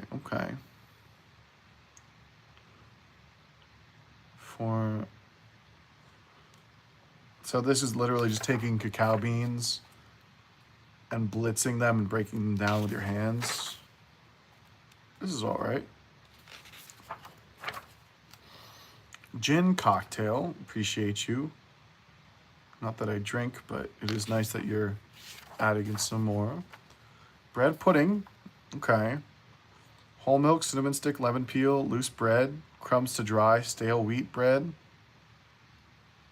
and then currants. If you've never had bread pudding, it's literally just stale bread, egg, milk, and sugar that you just rebake. At the university, we would literally, there's like, I don't know, hundreds of thousands of recipes of bread pudding there. Like, you could do like cinnamon toast crunch ones where you just like do like a maple syrup bread pudding, like a cherry bread pudding, pumpkin flavored bread pudding where you put like a little bit of pumpkin in the base and you do chocolate chips on the top.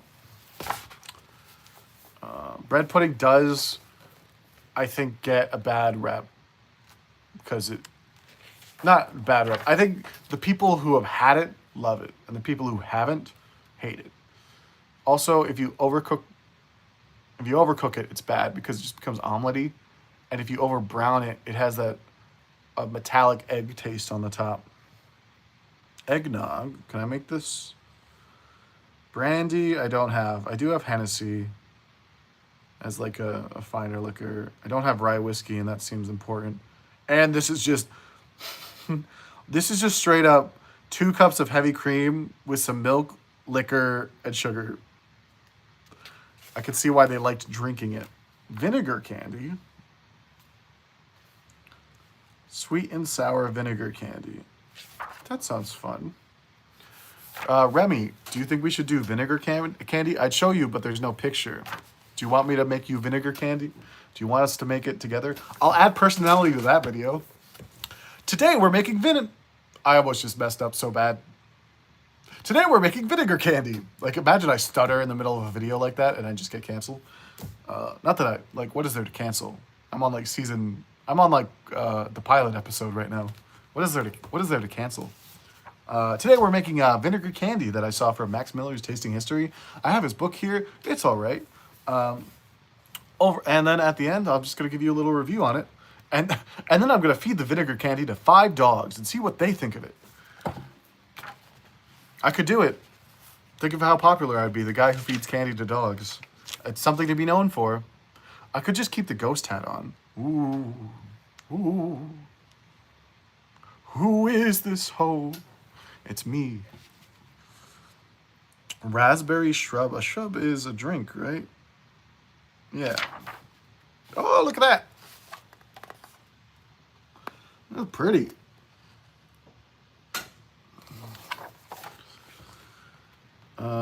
Right. Oh, and it's raspberry too. Raspberry is kind of usually it's very syrupy when you want to use it. Fresh raspberries, white wine vinegar. 2 cups of white wine vinegar. 3 cups of granulated sugar. What the heck is this recipe? Put the raspberries in a small saucepan with the white wine vinegar. So it's ice and then this liquid poured into it that is so much vinegar with 3 cups of sugar. It's like equal part sugar to raspberries. And then 3/4 of that is vinegar too. This is why they didn't have teeth back then. Oh, can't do this one for you. Texas pecan pie. I don't think they would torch it like that though. Like that looks torched, not like baked. Could be wrong. Could be broiled. Could be broiled. I don't know. I don't think that matters for any reason. Oh, but let's see the crust. Powdered sugar crust. Okay. Dang. Wait, this is a weird crust. Okay, I'm definitely making this crust. It's a powdered sugar, 4 egg yolk.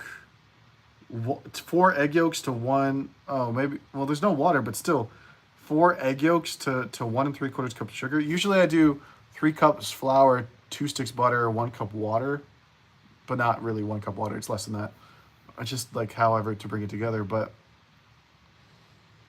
this is only 1 3/4 cup flour to 4 eggs to make 1 9-inch pie bottom. So yeah, I'm definitely gonna make this pie base. Texas pecan pie shell. Yes, make vinegar candy. I will. Here, I'll ask you this. So I do the shorts, right? I wanted to do a longer format video, but I don't like putting out shit. And so if it takes me an hour or 2 to edit a 3-minute video, to form it, narrate it, do the captions, and just the general, I don't know if you've had time to play with the creation tool, but like adding in the videos and sizing them up can get very clunky. It can glitch out. The current problem that I'm having with the last video I put out about the cooking school by America's Test Kitchen, I wanted to have a lot more media in it, but I couldn't because every time I would put up an image or something like that, I would put up another image and I'd try to move that second image and nothing would happen. I found out it's because it still thought I was on that first image. So if I'm at a minute and a half in and I've done 10 images, I could be moving around that 10th image, but it randomly moving around a different one. And I can't tell unless I go back and find it. So I had to keep going back and fixing that. Sometimes when it tries to save a draft, like, oh, someone's here, I have to stop editing, it will just crash and will delete all the like things that you've already done. And then there's one more, but I wanted to take notes on it, but all that technology will get changed and updated. Right now, I'm just taking notes on like my my appreciation for people, my mental health and stuff like that. So that way later I can talk more on it instead of being like. Also, this is what I was thinking about today because someone was just like, their channel is called like 100,000K button or something like that, and you go to their profile and it literally says, "My goal is to be even bigger than Mr. Beast without spending a single dollar."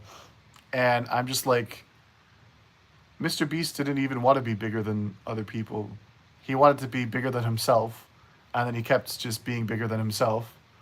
And all these people that you're looking at, where they were like enjoying seeing other people and like having like influences from other people, but they weren't trying to be better than those people. They were trying to be better versions of themselves.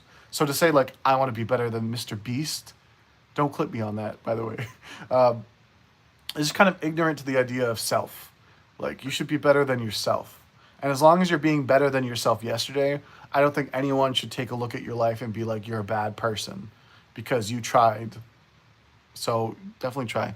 And I give you the pass in case you fuck up. I'm black, though. Oh, no. But I'm just saying, some lesser YouTubers might be tempted to make jokes or put that in the first 5 seconds of their video to pull in attention.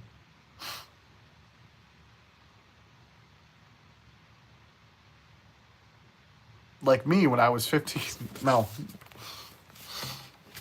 But anyways, this crust is pretty interesting to me. Usually crust recipes are like all the same, unless you get into like pate sucre. Is that how it's pronounced? And soubli, the sugar crust, and like the little tart crust where you have pudding in them and things. Acknowledgements. Okay. It's been this 20-minute stream has gone on too long, Remy. I'm just gonna read the acknowledgements real quick, and then probably I have some bread stuff upstairs, and I want to. So just to update you, because you're pretty chill about showing up and supporting. Like, if you weren't here, think about how much of a crazy man I'd be.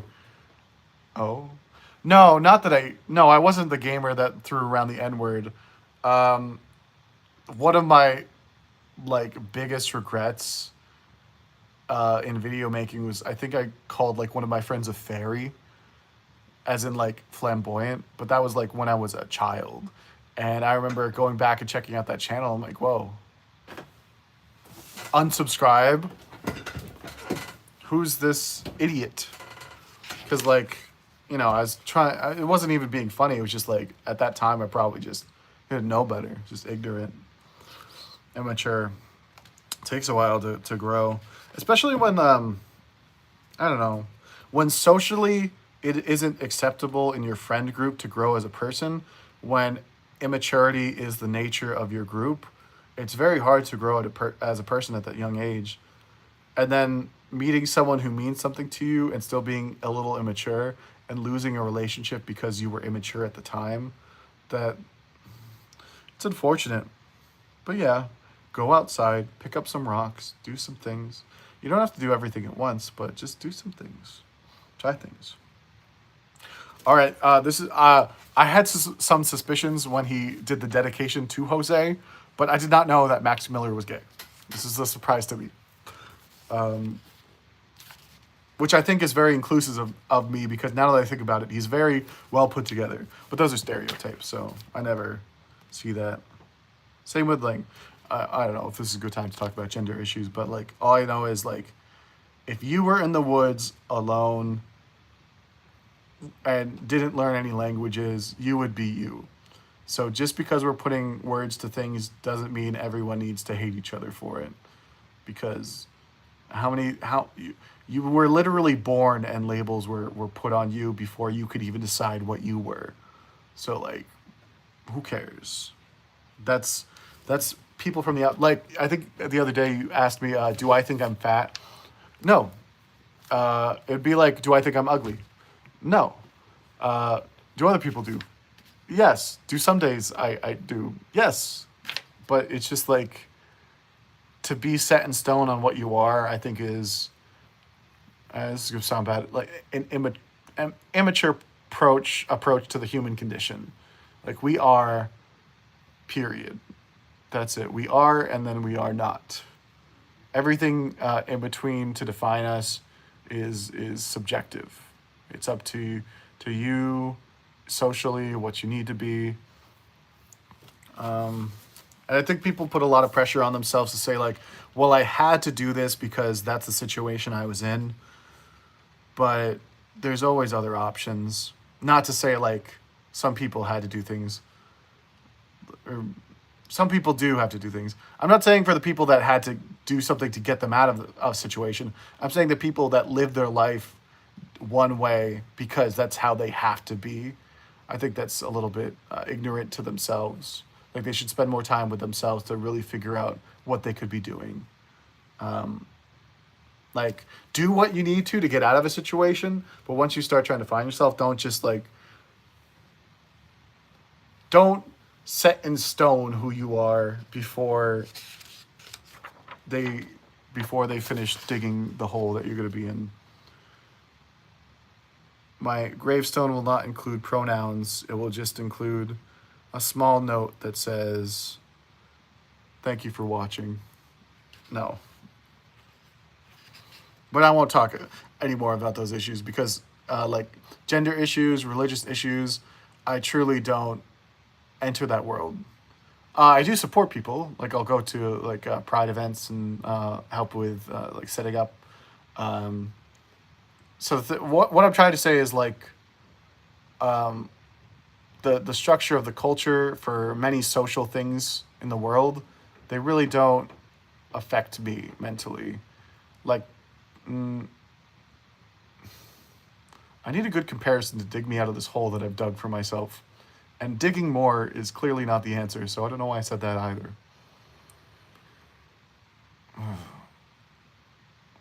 I have friends who they are is perfect.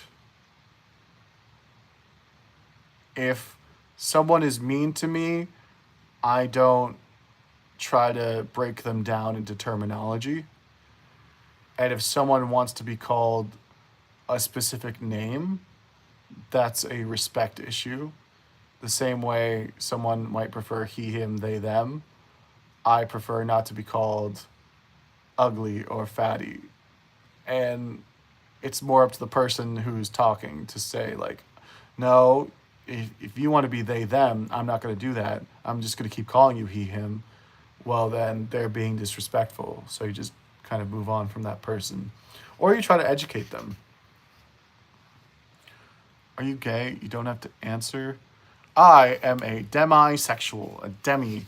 And the way that I have, over my years, because like when I was, like I bounced around with like the ideas of what I am for a long time.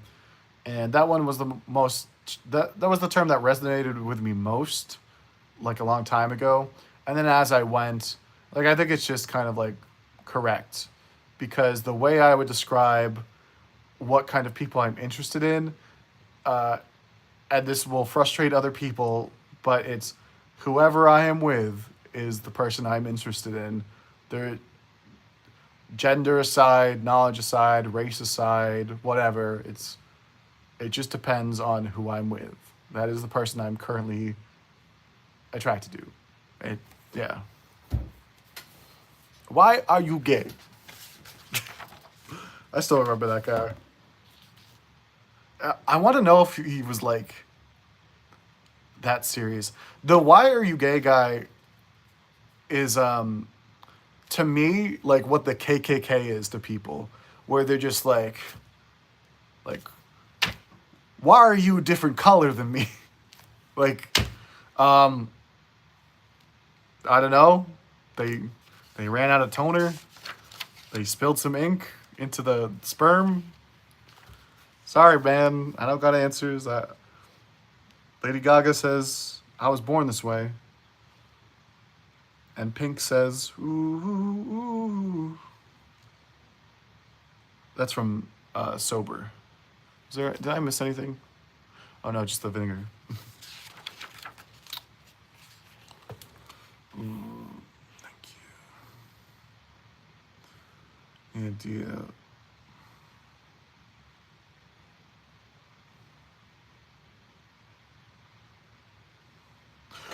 I do have a parent who I want to tell you about gender fluid though. Yeah, because I do like understanding concepts. So like, as hard it is for me to talk about like being like demi to like other people, like gender fluid, and then I was trying to talk to someone about something, and I didn't know that non-binary and transgender are like one is a gender type and like one is like even now I still don't get it. Like, not that I don't get it. It's just like I have reading to do about cooking. Means you're whatever you are in the moment. Yeah, that makes sense. But I'm gender relationship fluid then, because it's whoever I'm with in the moment. I don't know if there's a term for that, but you pick up a book and you tell me. We'll figure this out. But yeah, I'll just read this quick while you. Oh wait, I'll wait for you to respond because I feel like you do have a response to that, and I don't want to keep reading while I wait for a second. So I'll just make sure I write down some stuff. Let's see. Yale Peabody. But yeah, if you go to my profile, I do still have the flag up, and you can use any pronoun. I prefer he, she, though.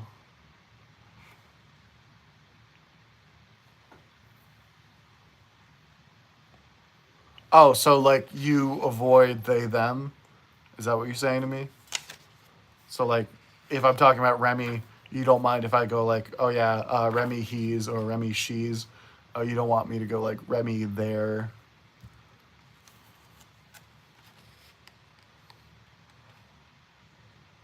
Which will happen because my exes got so pissed when I call them dude all the time. And I'm like, I'm not a dude. I'm like, I'm just saying whatever. No, I don't like anybody. Again, I'm sorry, I don't have a box that the government can check, but it's just whoever I am with. I don't like anybody. Human race, kind of annoying to me, but every once in a while I find myself in a relationship with someone. And usually they're long term because when I'm attracted to someone, I spend time to work on the relationship. You get me? I feel me?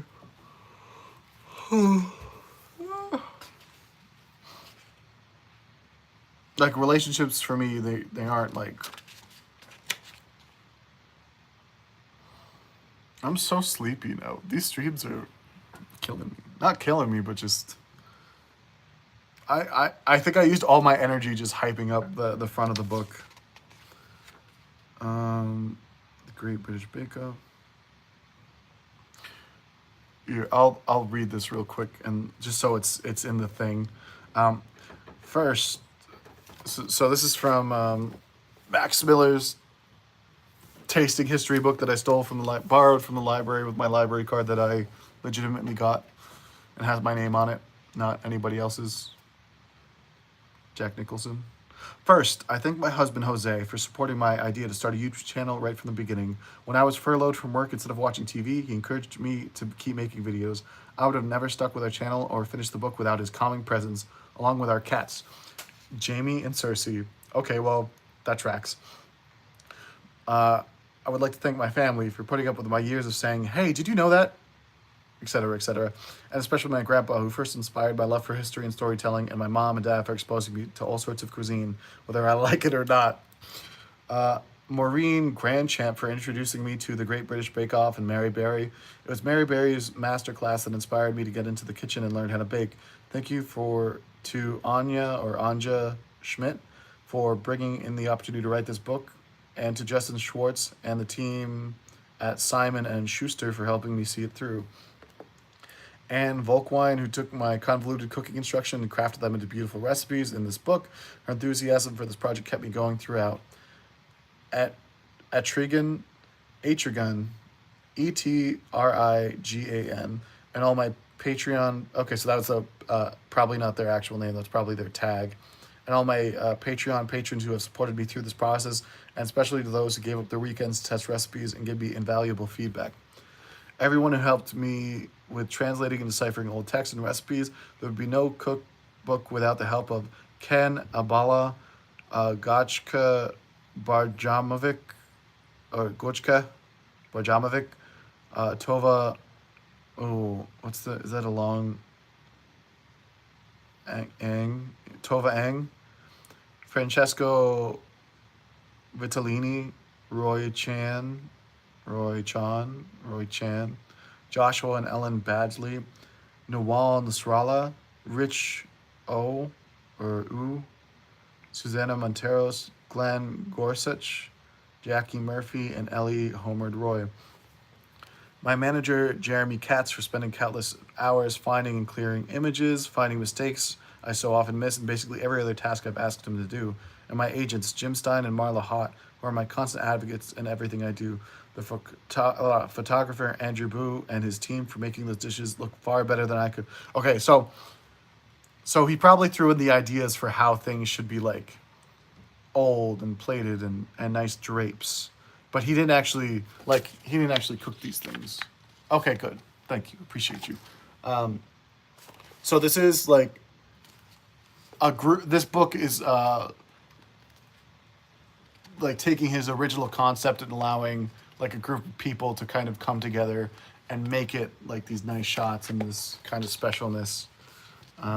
So I like that. It wasn't just him ego blasting a book out there. I don't know if you've ever been to like Barnes and Nobles or like a bookstore where they have fitness books. You'll pick up 3 fitness books. It's the same thing. It's going to be like all from like people who like create, but they're just the same books, left, right, all different people. And it's just like, okay, so if you have 10 books by 10 different people that all say the same thing, what does that tell me? That tells me you're just selling the same sheet to your audience when you could be giving them more than anyone else could. You see that other people are producing this.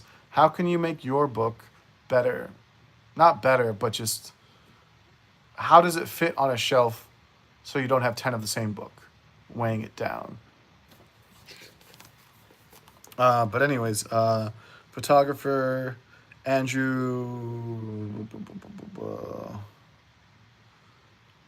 agents, constant advocates in everything I do. Photographer Andrew Bowie and his team for making the dishes look far better. Okay, yeah.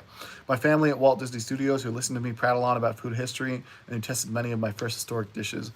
They also supported my not returning to work so I could focus on tasting history full time.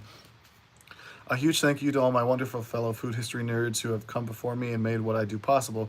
The SCA and other groups who devote their life to keeping the past alive, as so many have done before, and done so much of the heavy lifting for research all these years. And finally, thank you to everyone who watches Tasting History with Max Miller each week. You are the reason this book was written, and you are the reason I'm excited to get up each morning and get to work. So I haven't looked on his channel, but if he does only upload once a week, that's a pretty good like pattern to follow. So I could do my little shorts, but I feel like doing the shorts since they take up hours and then trying to apply more hours to making a long format video. There's some adjustments I can make, but like with the spreadsheeting, I think that'll all kind of improve. Image credits. The permissions and sources was the main reason I wanted to get this because it was interesting seeing how many things that he had going on for them. All right. So live stream. I'll give it I'll put a countdown. Ask anything. Because it's just you in here, but we're gonna test it out. 10 minutes, I think. Start. Banana split. Oh, Caleb, you're catching the end again. I've had it out.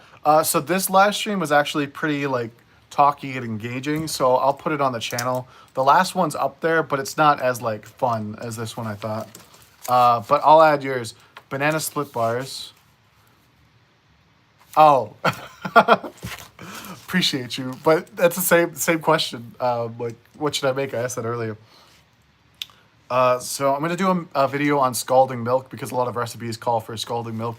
And what does that mean? What does it do to the proteins, the fats? What's actually happening with that?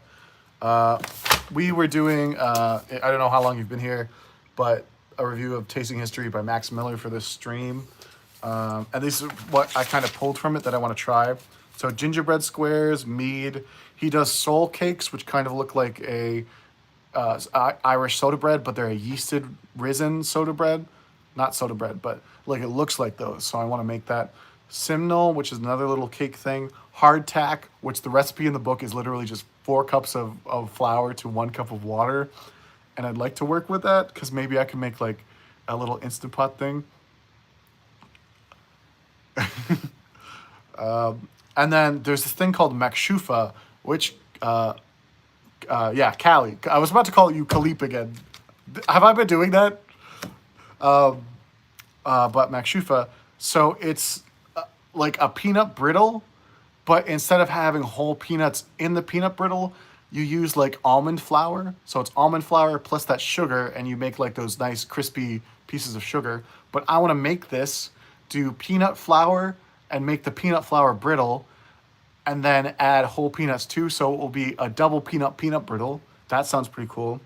And then he has a recipe in there that's older for a Texas pecan pie, but the shell itself is like 4 egg yolks to 1 3/4 cup flour, and I think like half a cup of powdered sugar.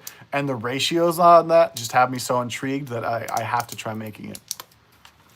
Kaylee. I know it's Kaylee, but I didn't know if I read it and like, hey, Khalip again, because Kaylee P.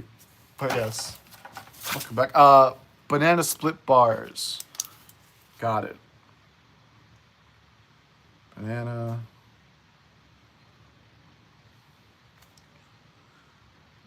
Because I don't know if you know this. I love pecan pie too. Well, you and Remy can get in a fight because Remy,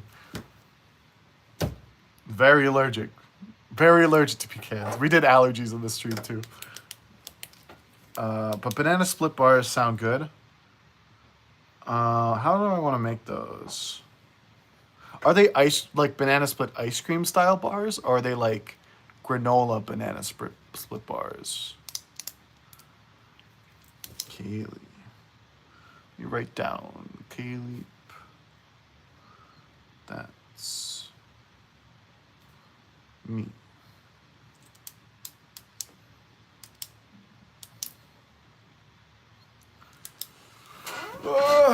Take a break. I'm dying. I might need to bring more than 1 cup of water next time. I feel like I'm in court. I did it. Please just give me more water. Ooh.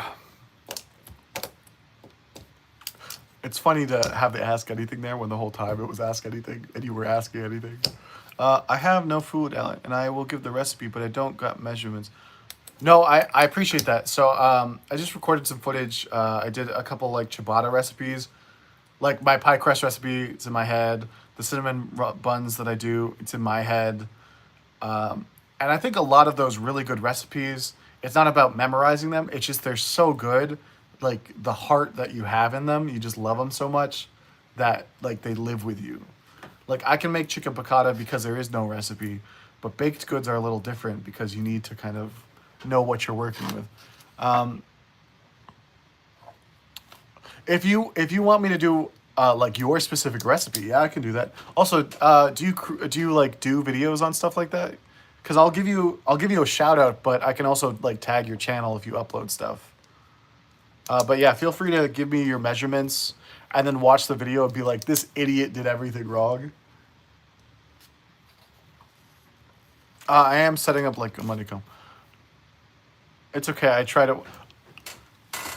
Here, Kaylee types. I'll tell you. When I was a kid, we'd go to the Chinese restaurant and I'd get like shrimp tempura, which is like chicken fingers but shrimp. To me, anyways, that's what they were because it was the same batter.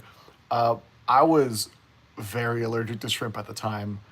Like, I'd eat so much, but then like eat this shrimp tempura like so fast, so I probably didn't chew it a bunch. I just kind of I inhaled that stuff. The next day, and this is gonna be a little bit TMI. Next day, I would be puking all day, and I don't mean like blah. I mean like my I don't know if my intestines or like just the muscles in my core. I literally I'm sorry for this, but I like threw up until there was nothing to throw up and my body was still trying to throw up. And I don't know if that's because it like made it like I would go to sleep and it made its way like too far in my gut. But like there's something that lines your intestines called bile, and it's stored in I think the gallbladder.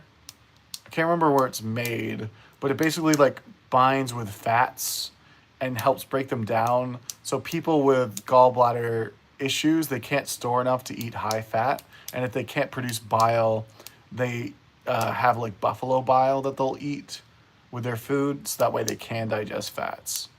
Um, but yeah, otherwise they can't get any nutritional value out of it. So, anyways, I would be on the ground throwing up nothing for hours. Like my body was trying to throw up for hours. And my family still didn't take me to the hospital. And this happened so many times. And eventually I figured it out myself. Graham cracker crumb base, and then a can of pineapples, and yellow cake mist, and then cherries on top. I have heard of this. Wait, how is this a... Is it just called banana split bars?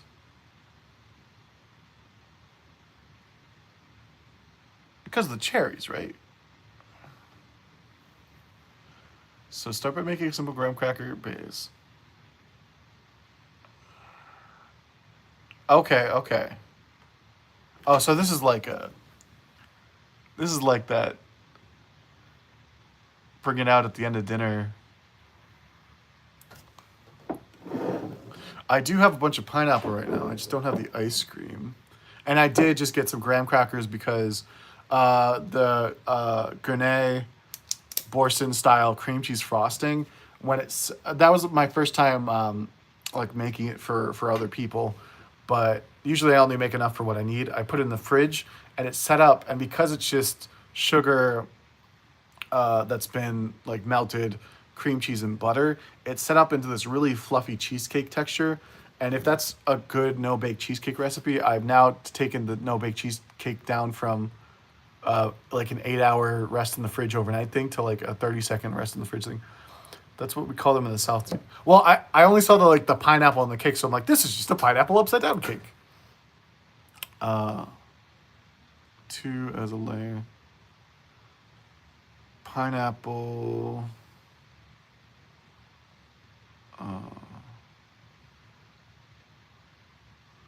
Yeah, because I would. So I'm mostly interested in like what I'm interested in, right? So things like this I appreciate because for everything that like people watching are doing, like to just keep me motivated, because this has been such a good outlet for me. It'd be nice to like make some of your stuff and just kind of share what you I am sharing with you, and I can use my platform to share things that you like with the people who watch too. So it's kind of like you become a part of, like, something that you like becomes a part of multiple people.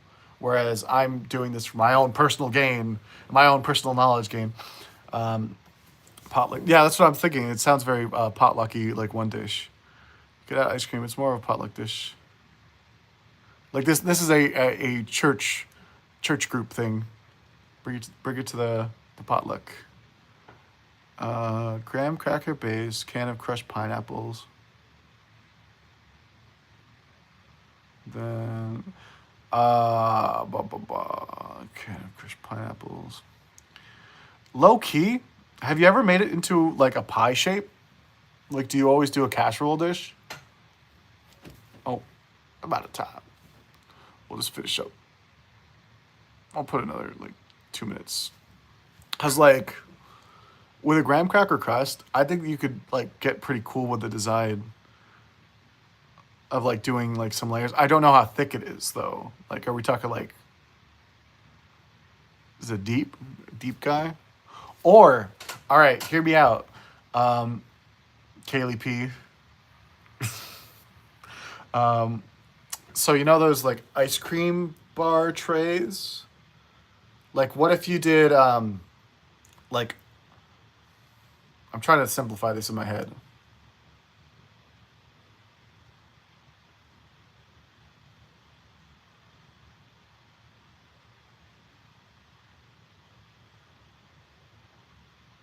So you could do like instead of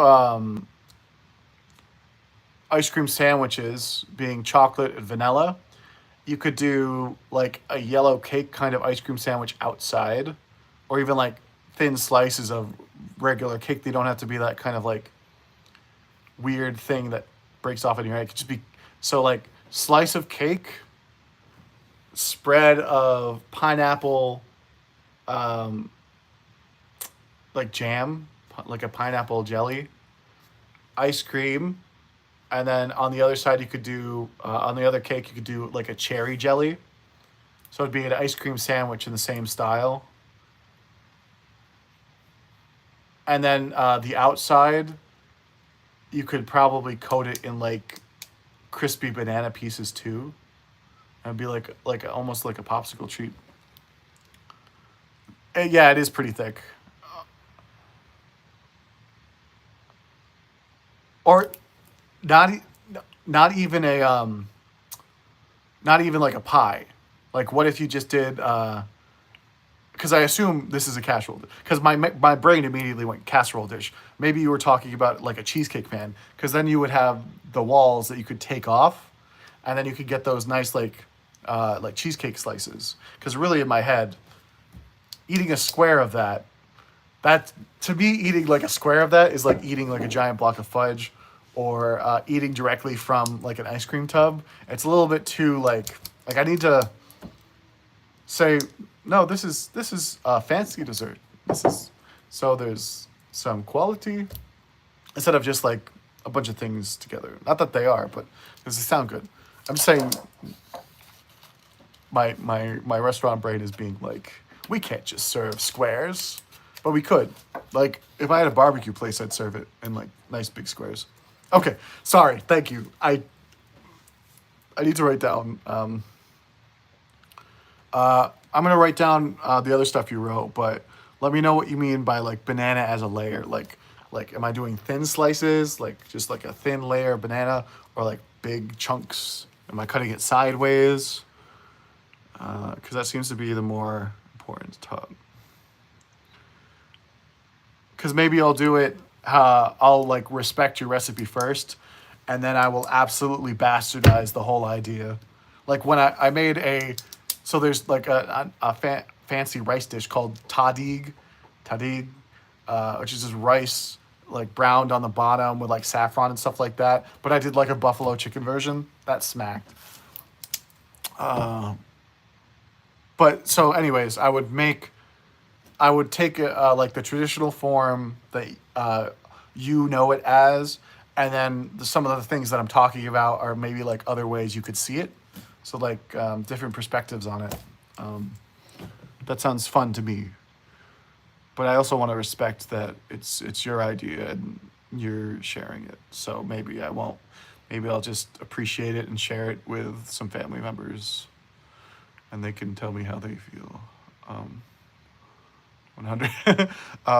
By making a simple graham cracker base. Okay, so just, yeah. Graham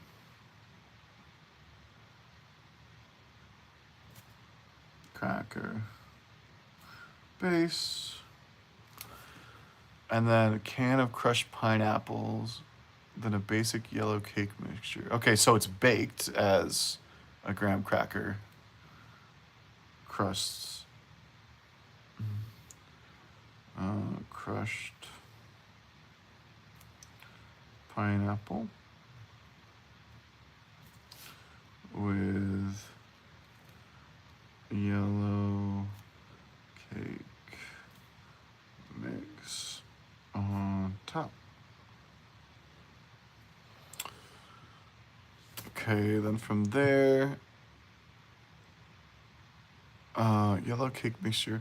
And then cherries, they could be crushed.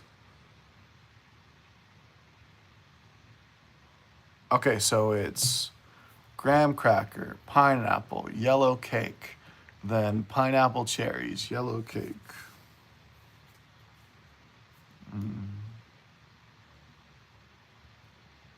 I assume we're talking like maraschino cherries, not like fresh cherries. So like those nice one in Shirley Temple. Crushed cherries and pineapple.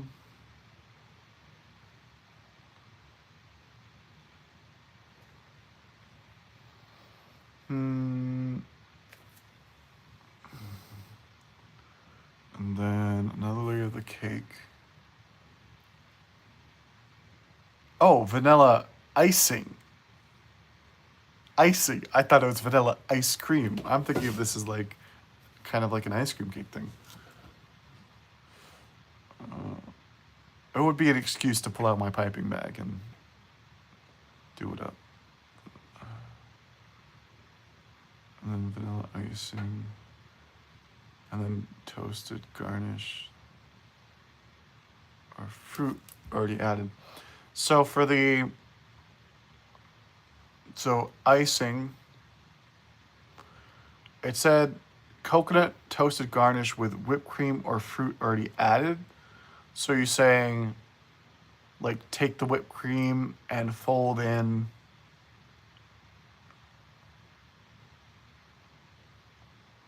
I'll also be able to look around and like Google it, assuming that there's probably a couple of recipes out there to also help me. But the whipped cream itself, it says that you add in coconut, but I assume whipped cream and then sprinkle the garnish. But the whipped cream has had like some of the pineapple or cherry added to it. So graham cracker base, crushed pineapple, cherry pie, more cake mix, then white icing or vanilla icing,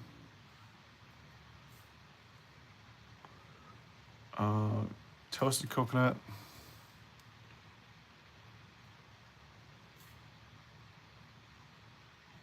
I think I'm thinking of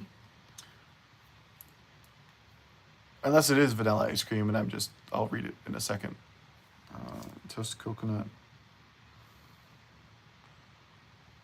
garnish,